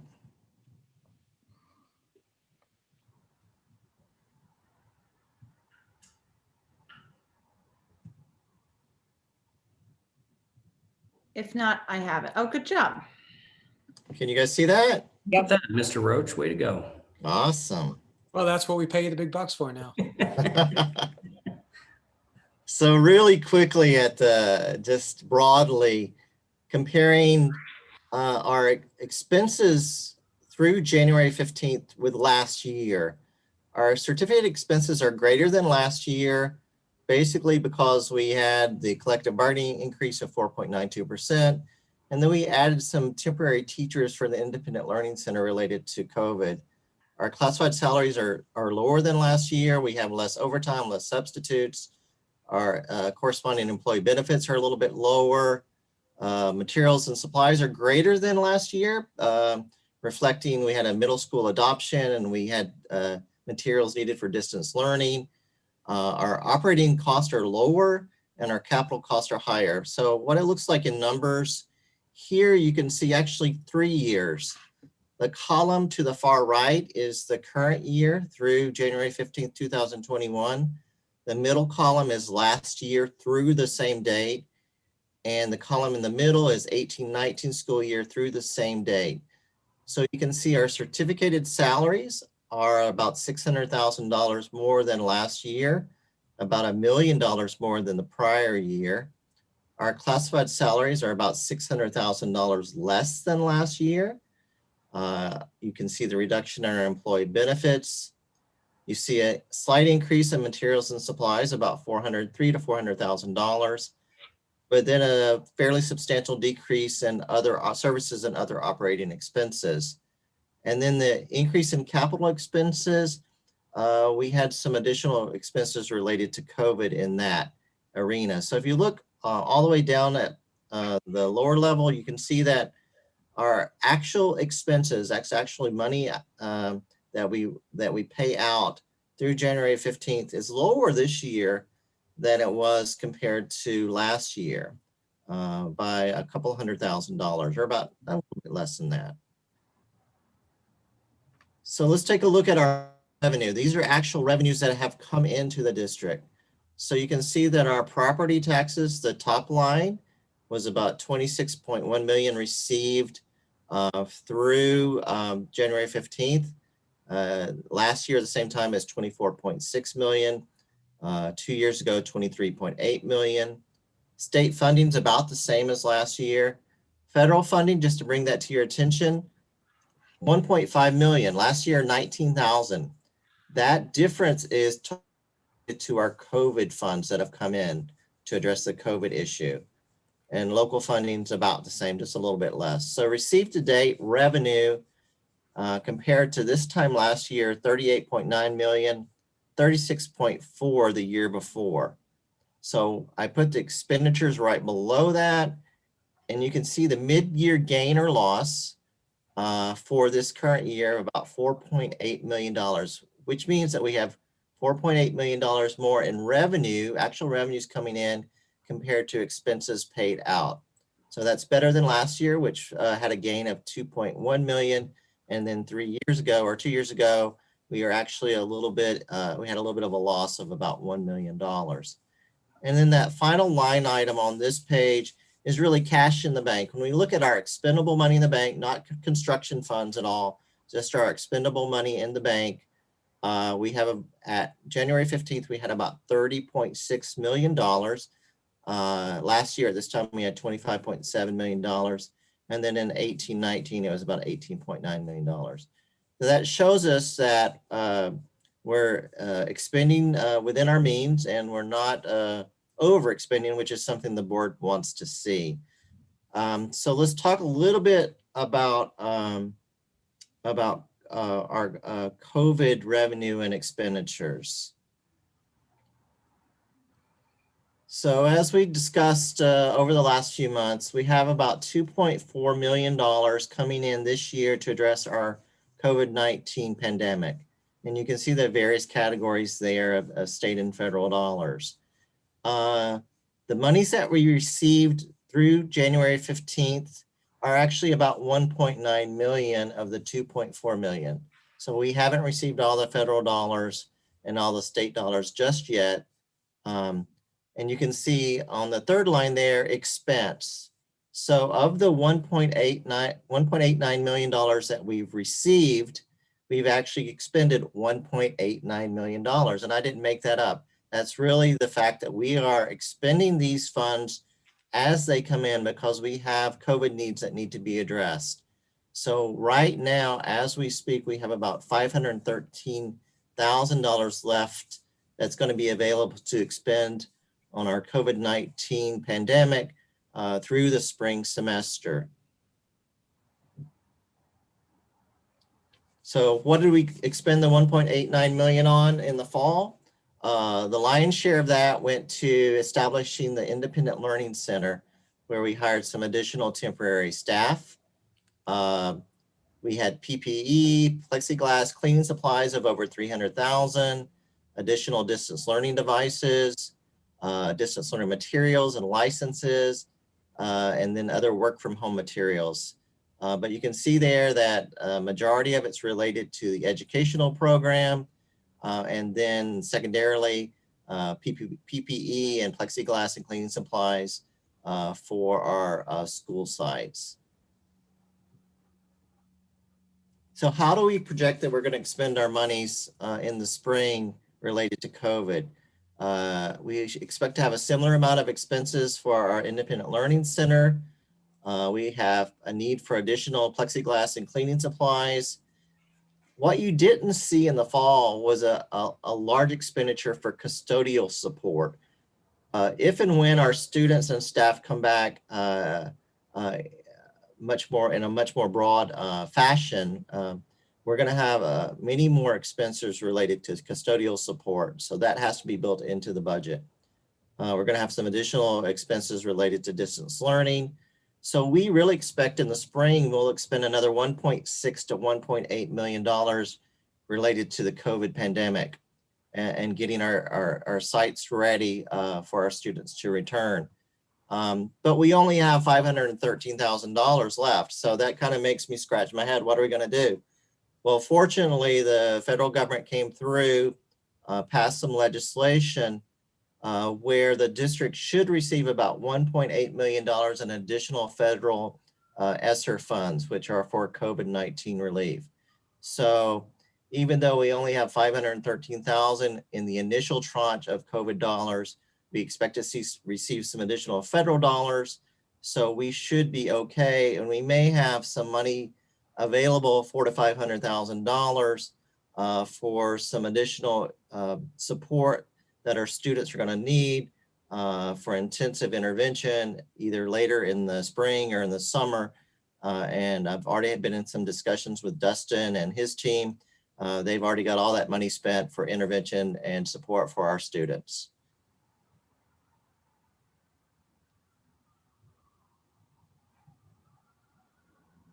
That's it. Any questions from the board? Well, let's go around. Noah, have you got any? I'm sure you have a few things. just wait. If you can go back to the, yeah, no, you were right. Yeah, that one. Thank you. You've budgeted certain stuff in the spring semester exactly the same as it was in the previous semester.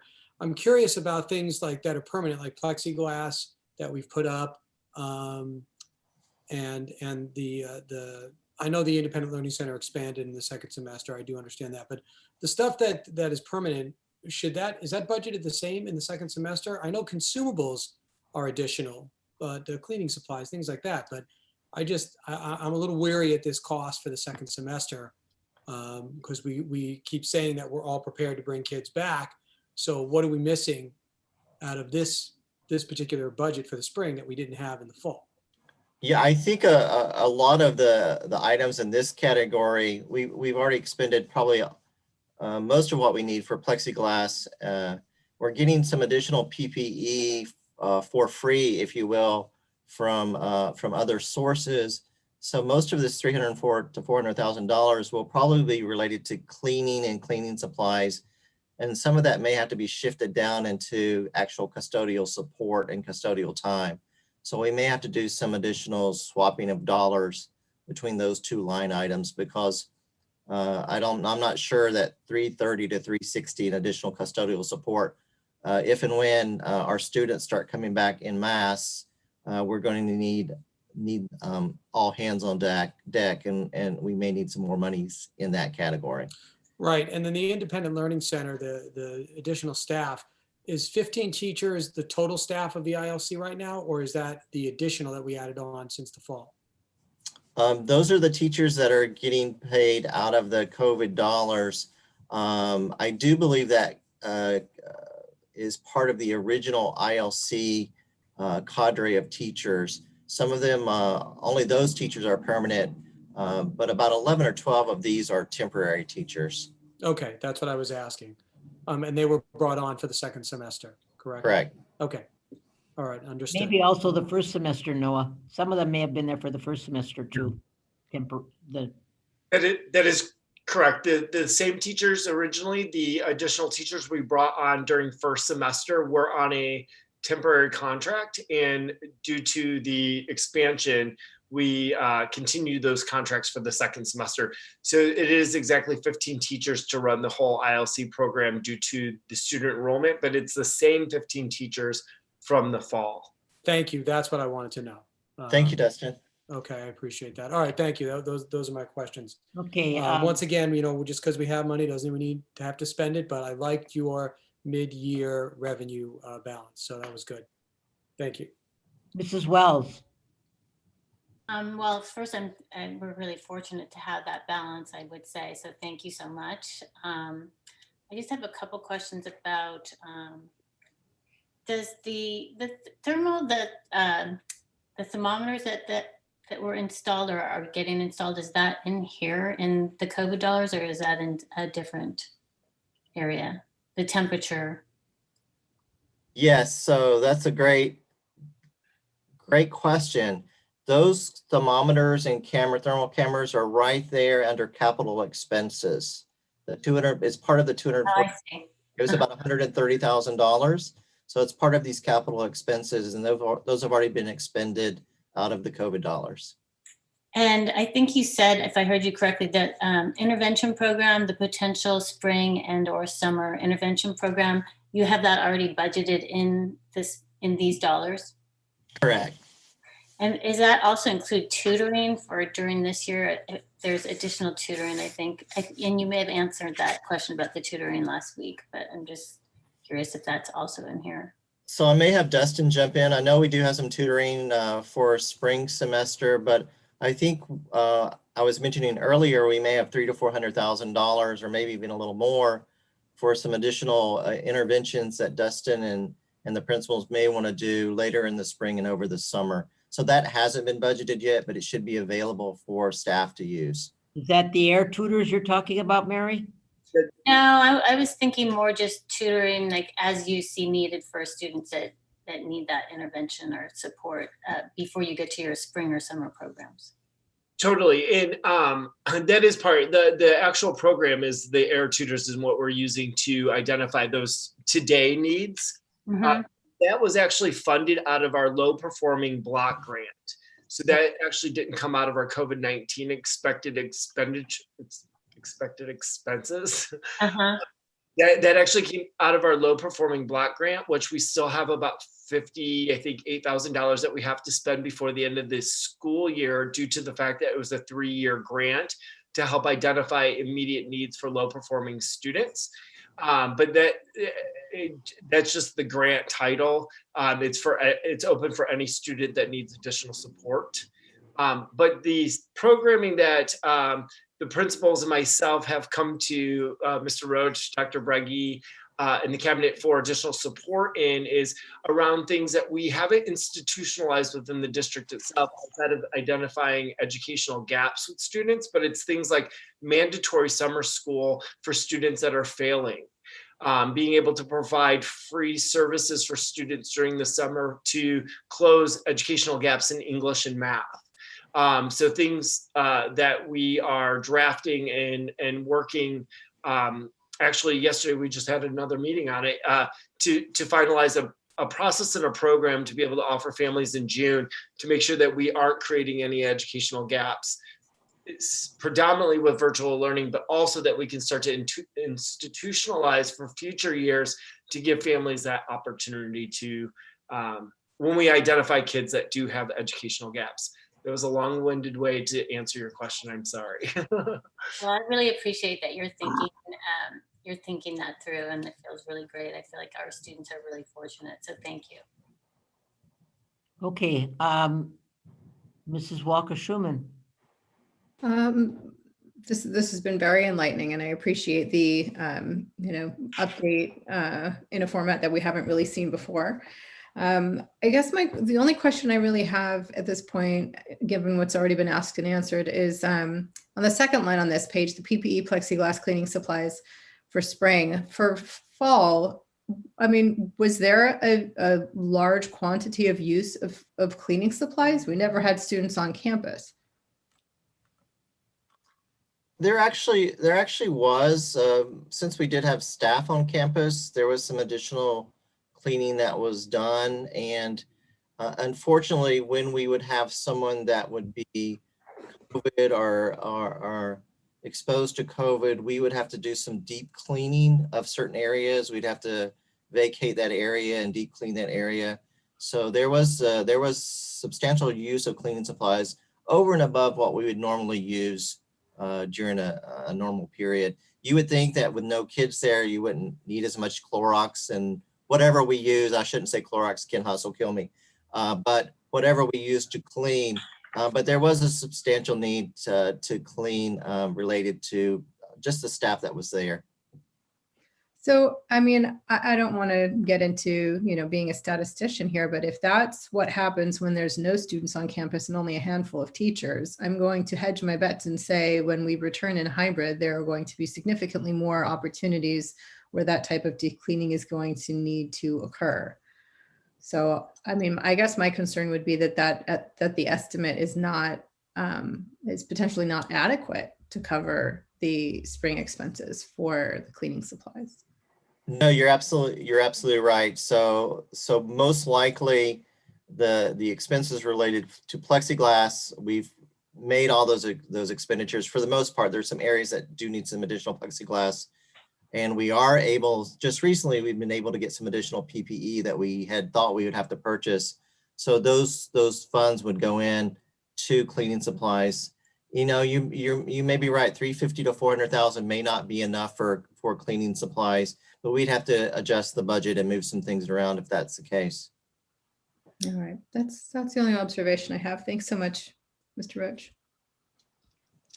I just want to thank you, Mr. Roach, for this very clear place where we're at right now. I think it gives us a chance to take a measurement of what's going on and what we can expect. And it's enlightening to know that we've got about $500,000 that we have overhead right now. But of course, we know we're going to spend them. And I'm hopeful that the 1.8 million coming from ESSER funds will be there.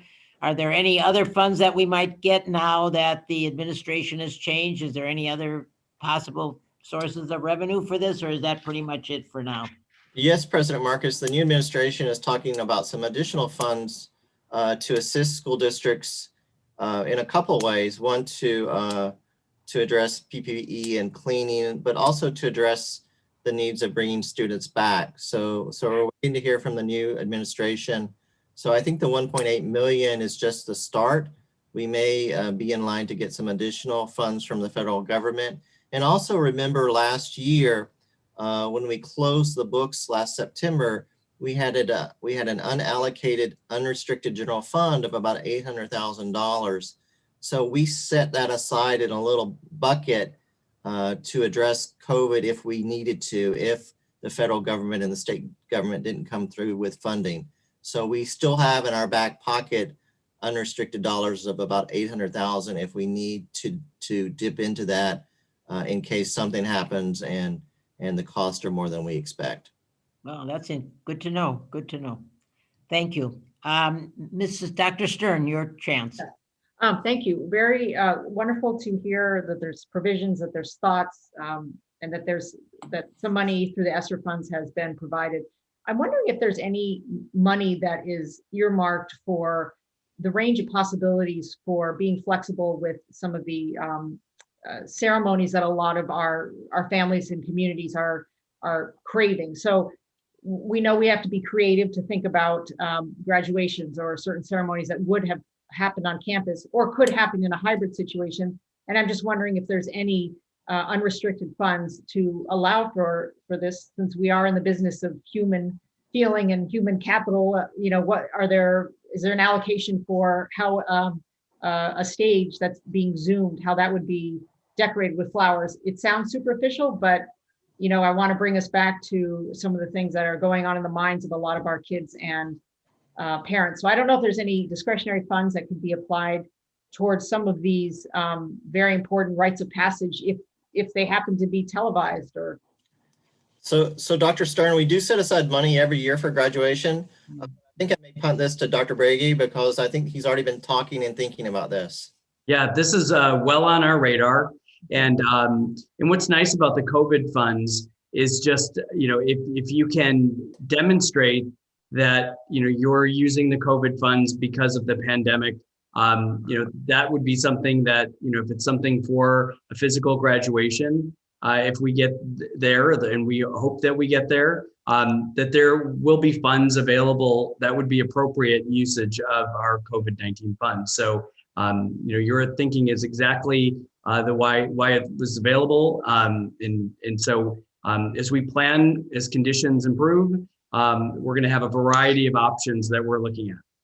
Yeah, I think it's important that we think about that some of the money goes towards some of the spiritual needs that we're looking at, not just the logistics of, keeping germs at bay, which of course it is, but, just to think along those lines. And that's correct. I didn't remember that there was actually a fund for graduation and those types of things. And I think that the flexibility, I think that the tight budgeting that's been done and the allocation of funds so far is proving to be really beneficial for us because, we don't know what's in front of us, but we know that if things are going to open up, we can actually start thinking about being really creative about what we do. And that's, TK through 12. And so these funds will come in handy to support these types of activities. Yeah.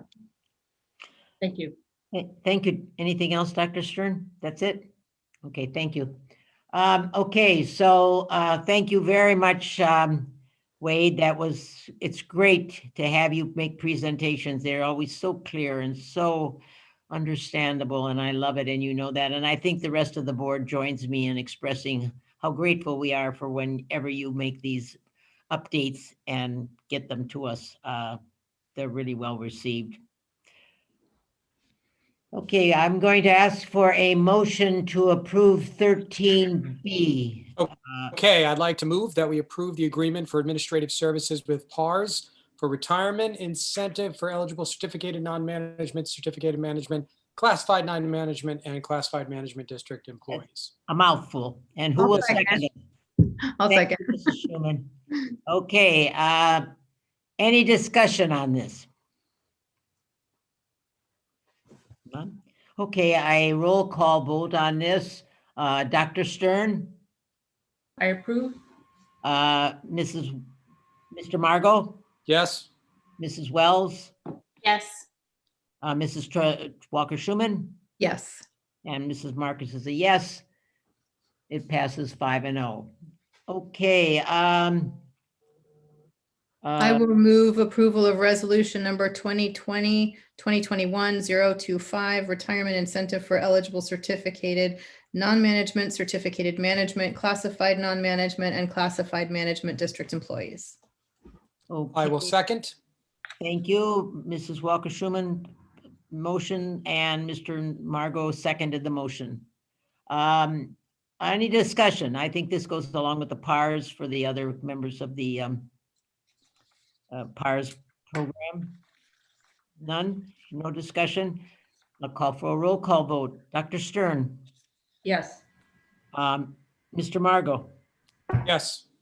Mrs. Wells, Yes. Mrs. Walker-Schuman, Yes. and Mrs. Marcus, yes. Vote passes 5-0.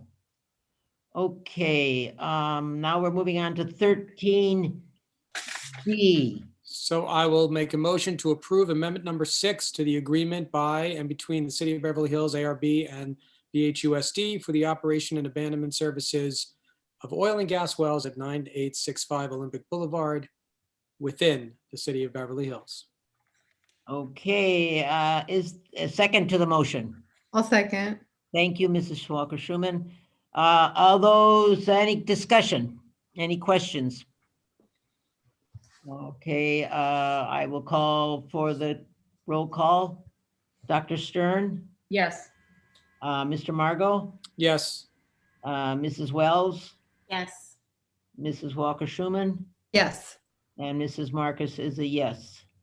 Okay. I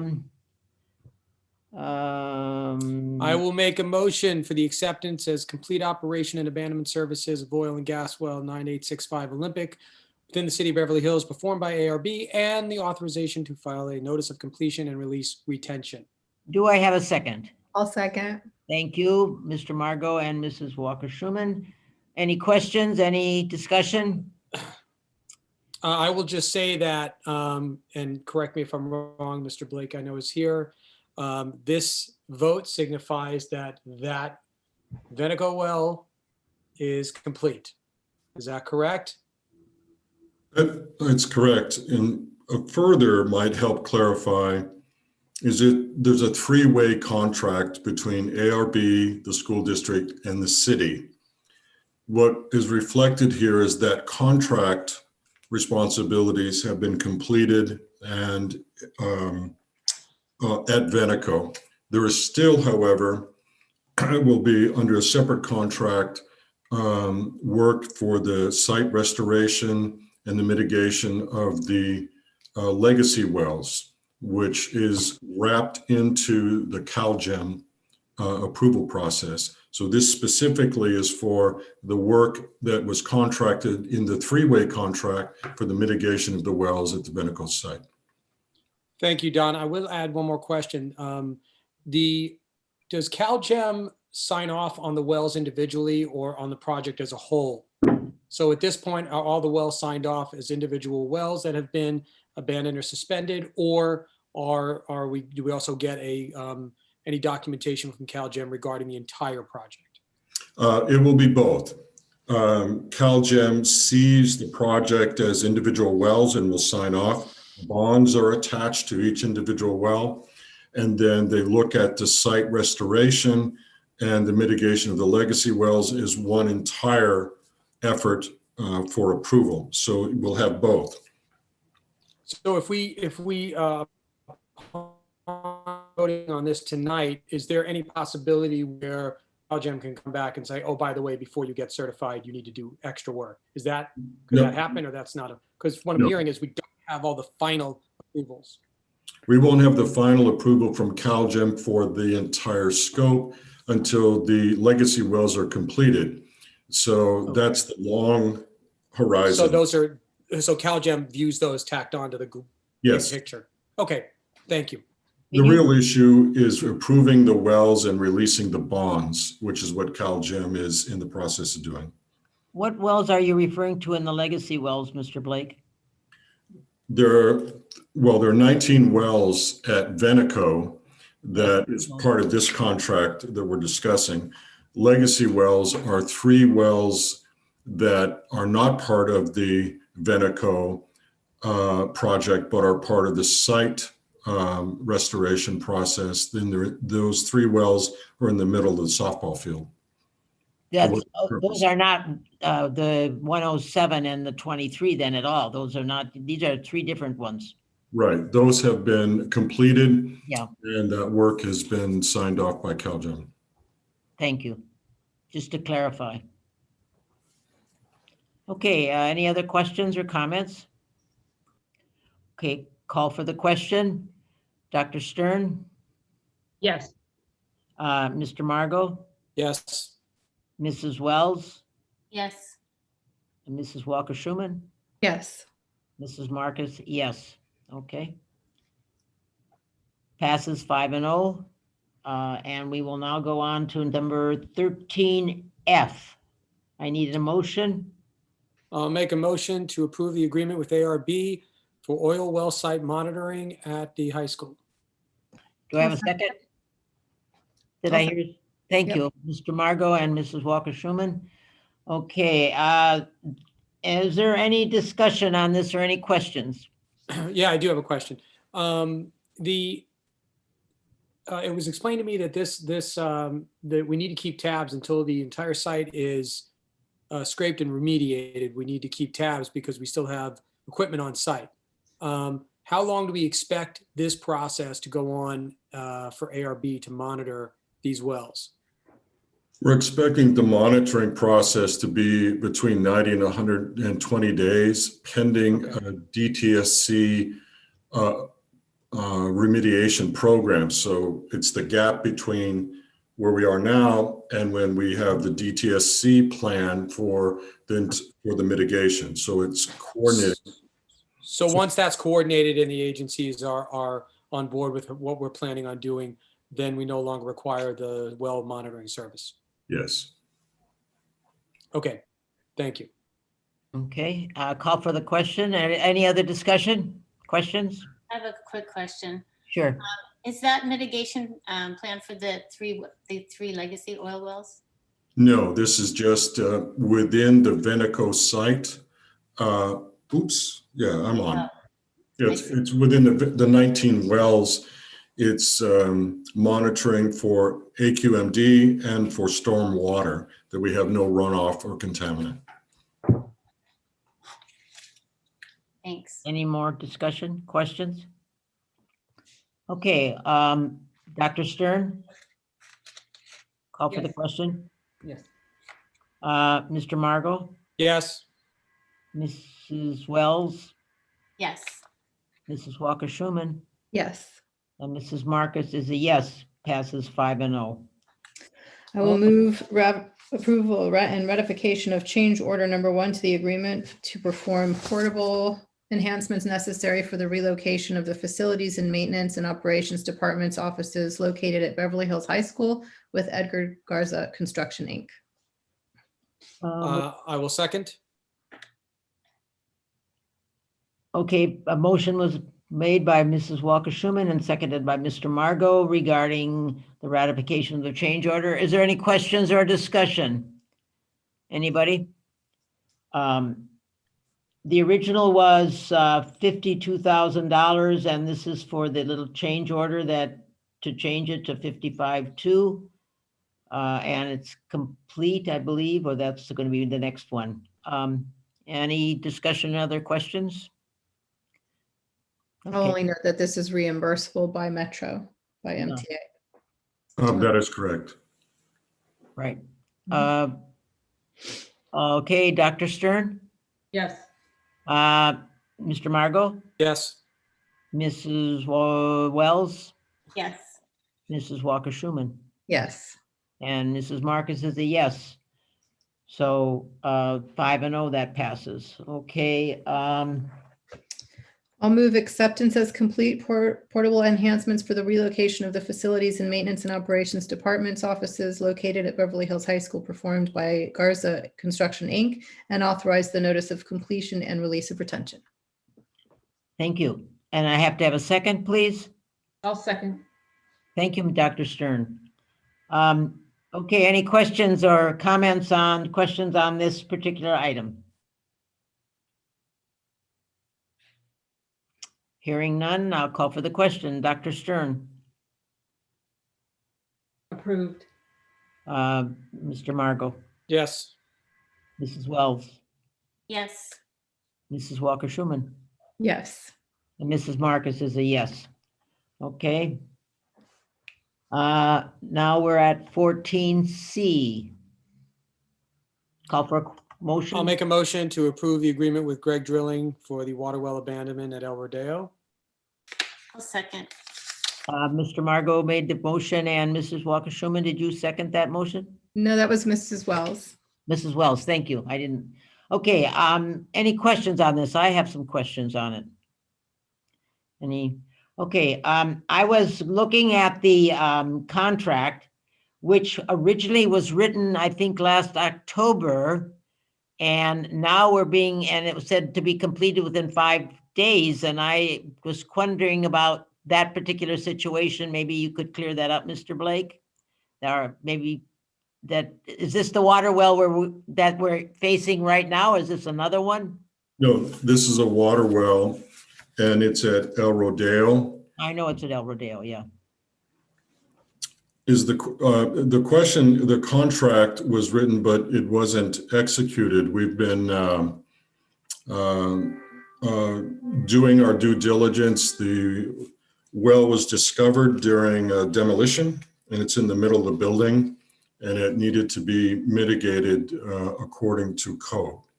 And so we wanted to execute the work at a time when it would be effective to do the work. The issue that's time with regards to time, Mrs. Marcus, is the permit. We wanted to get the permit in play before we executed the contract. The permit has taken about a year. A year? Yes. Wow. And this is, of course, going to be paid for by Measure E, so. Yes. Okay, are there any other questions or concerns about this particular item? Okay, call for the question. Dr. Stern. Yes. Mr. Margot. Yes. Mrs. Wells. Yes. Mrs. Walker Schuman. Yes. Mrs. Marcus is a yes. Okay. So we are now moving to 14D. I need a motion for the approval. I'll move approval of agreement with Vector Resources, Inc., Vector USA, for Hawthorne Elementary School's intranet fiber cabling infrastructure installation. Do I have a second? I'll second. Thank you, Mr. Margot. Are there any discussion or concerns or questions about this item? No. Questions? Okay, I'll call for the question. Dr. Stern.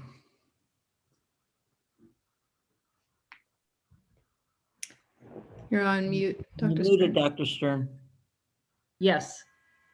Mr. Margot. Yes. Mrs. Wells. Yes. Mrs. Walker Schuman. Yes. Mrs. Marcus, yes. Passes 5-0. Okay, we're now at 14E. I need a motion.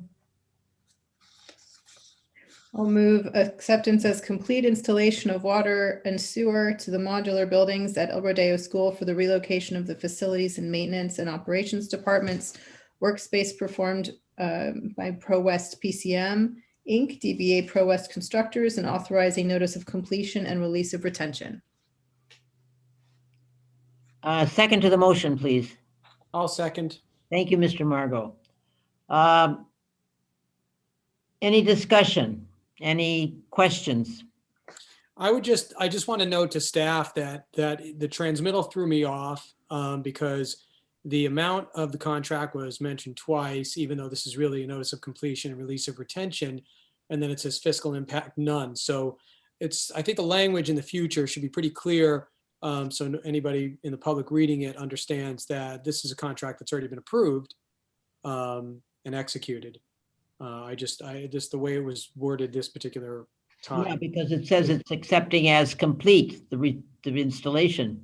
Right, but usually they don't, when we do an NOC, and I'll try to bring up another one, just the language is slightly different. So, yeah.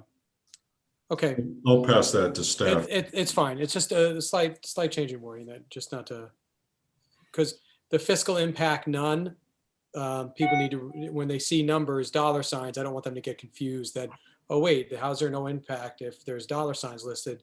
And then they have to think that, oh, this is a notice of completion, it's not a contract. So just to make sure we separate out the terminology, just a tiny bit. Thanks. To your point, it's a separate issue, but this will also be part of the reimbursement from MTA. Okay. Which, and I'm sure that was on the original contract. Correct. So that's, all right, thank you. Okay, call for the question. Any other discussion or questions on this item? Hearing none. I'll call for the question. Dr. Stern. Yes. Mr. Margot. Yes. Mrs. Wells. Yes. Mrs. Walker-Schuman. Yes. And Mrs. Marcus is a yes, so it passes 5-0. Okay, well, we've come to the end of the consent calendar, to the other business. I'm going to go around and ask if there's any communications from board members, any statements, any comments that you'd like to make. I'll start with Mr. Margot. Mr. Kashanian threw his hand up, so I'm going to Oh, throw I'm it to sorry, him first. Mr. That's okay. Kashanian. I'm sorry, man. No worries. So for 8th grade students, make sure to tune in to KBEV's annual open house on YouTube tomorrow at 6. As it's been reiterated a couple times, theater is presenting their comedy sports improv night this Thursday. And lastly, the sophomore class is having a fundraiser on February 6th at Chipotle on South Beverly Drive from 4 to 8 p.m. Thank you. I'm sorry I missed you. I apologize. Don't worry about it. Mr. Margot. Thank you. So January 12th marked an interesting day for me because after serving on this board for 2 terms, it was the first open board meeting that I could not attend. I had contracted COVID, couldn't figure out where, when. I've been very cautious. I'm sharing this with everybody so you understand. If you haven't had it or don't know somebody who's had it, this is not a virus to be trifled with. I was sicker than I have ever been in my entire life. I am still recovering. I am still lethargic and weak, which doctors say could last for weeks. I hope not, but it has. And just 2 weeks ago, I literally was the sickest I ever remember being in my life. So I want people to understand, and I'm sharing this, that if we want to get back to school, we have to be part of the solution to make that happen. So whether that is getting vaccinated, whether that is, say, social distancing, wearing a mask, whatever you can do to stop the spread of this disease will help our students get back to school. So even though the governor has lifted restrictions, which I can share call me if you want to know my personal opinion about that, I don't think it's going to help us keep our numbers low. So we have to do that ourselves. All of us together have to take it seriously and do it ourselves. So I'm sharing that with everybody. So learn from my experience. Don't get this virus. Thank you. Thank you, Mr. Margot. Welcome back. It's nice to see you, and I hope that you have a quick total recovery. Yes, I see sweater tonight, not my sports coat usually. I'm wearing a sweater. Got to keep it warm down here. Basement's cold. Okay, Mrs. Wells. Well, welcome back, Noah. I'm very happy to see you, and I really do hope you have a full recovery and quickly. And other than that, I would just like to say thanks to everybody, and as well, I I would like to echo what Noah said about keeping everybody safe and everyone doing their part. Thank you. Mrs. Walker-Schuman. Thanks. This is the time of year that for our 8th graders and our, and our high school students too, there's a lot of interesting and cool stuff and a little bit of, nervousness going into how to choose your classes. I just want to put this out there to parents and students. Ask your questions, ask your questions, ask your questions. Don't just assume. These are really important choices that are made right now. And if you have not gotten answers, and if you're not really sure of the path, please reach out to your guidance counselors, please reach out to your vice principals and the rest of the staff and make sure that you get your questions answered. There are so many things to choose from. Don't be overwhelmed by the choices, but it's really important to pay attention to what's happening right now if you expect to, have a less bumpy path, down the road in the future. So I would say really it's all, I guess, for all of the electives that are to be selected right now, but primarily for our 8th graders going into high school where they're a little unfamiliar because all of this stuff is new. Please make sure to ask your questions. Open house, very excited for that. A little bit different this year than ever before. So appreciate all of the flexibility and adaptability of all involved to make that happen. The board received a link to an article written by one of the Highlight staff members about a situation that occurred in the recent past. And so in the vein of talking about COVID and safety, this particular article and the story it conveyed was that of a student who was despondent and wanted to have contact with friends, decided to have a little small gathering. The parents agreed to be out of the house and allow for the student to have this gathering. One thing led to another, and 60 students showed up from a variety of different schools. This is the power of social media. And it's really important. I know it's been almost an entire year that we are in this pandemic, that we are making adjustments, that our lives have been on hold. These are the types of things that actually really set us back. And so I just would like to share and ask, please, for our community. I know it's tiresome. I know we're done. I know we want to see our friends and loved ones. This is a really critical moment. If we can get through now, we will hopefully be able to have some kind of return to campus and hybrid learning. But it's going to take everyone making an effort to really try to stay safe, stay masked, socially distance, and not allow things like that to happen, because that really will set us back in our attempt to return to school. So I just would like to appeal to the whole community. Please be patient a little bit longer. I think it's really essential for us to all get through this and be able to get back to campus. And I just want to say thank you again to all of the staff. It needs to be said, the amount of work that is going on right now, not just in planning, but also responding and getting through your regular daily jobs, is absolutely a monster task. It's a Herculean effort. And so I just want you all to know I appreciate you every day. That's all. I totally echo the words of trying to stay safe and try to continue to maintain the protocols that can keep us from getting COVID. I mean, it's nobody is actually safe. I'm just letting you know that Thursday I'm going down to Dodger Stadium to get the first vaccination, which my children were able to arrange for, because unfortunately, by the time I was able to get on, and then trying to find a place I would have gone anywhere that I could have gotten the shot, but they got me down to Dodger Stadium. I don't even care if it's Moderna or Pfizer, I could care less as long as I'm getting something.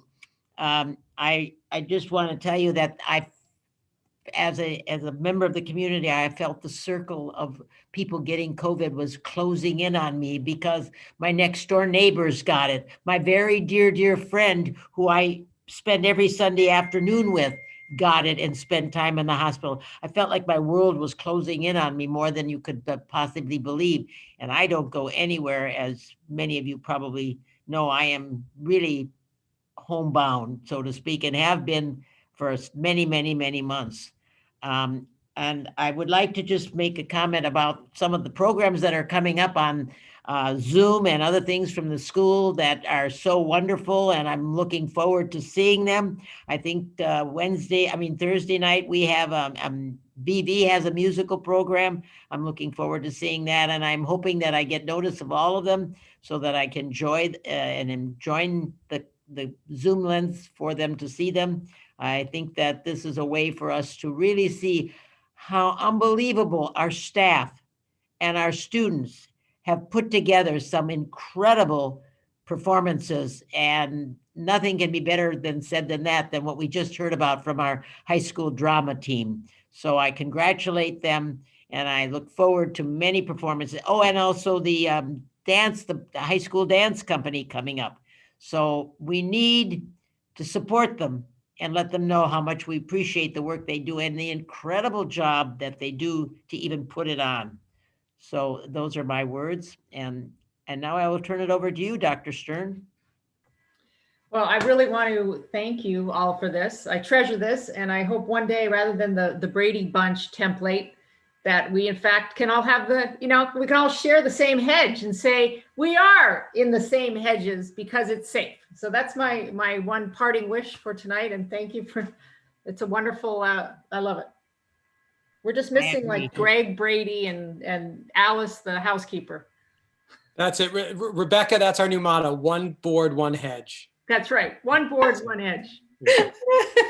And our next meeting is going to be February 9th. It will be again a teleconferencing meeting. It starts at 5 p.m.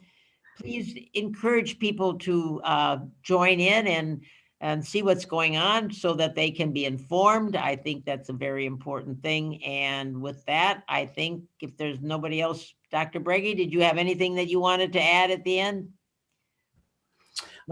Thank you for a great meeting. And again, some of the people in this room, we were at BVMS at 7:30 this morning, and it's 12 hours later without a break. And so thank you all for pitching in, because we would not, our students would not have been able to take the PSAT if we did not step into Proctor. So I just want to thank everybody very much for being there this morning for our students. It was great to see them. Okay, anything else? Have a good week, and we'll see you soon. Thanks, everyone. Bye, everybody.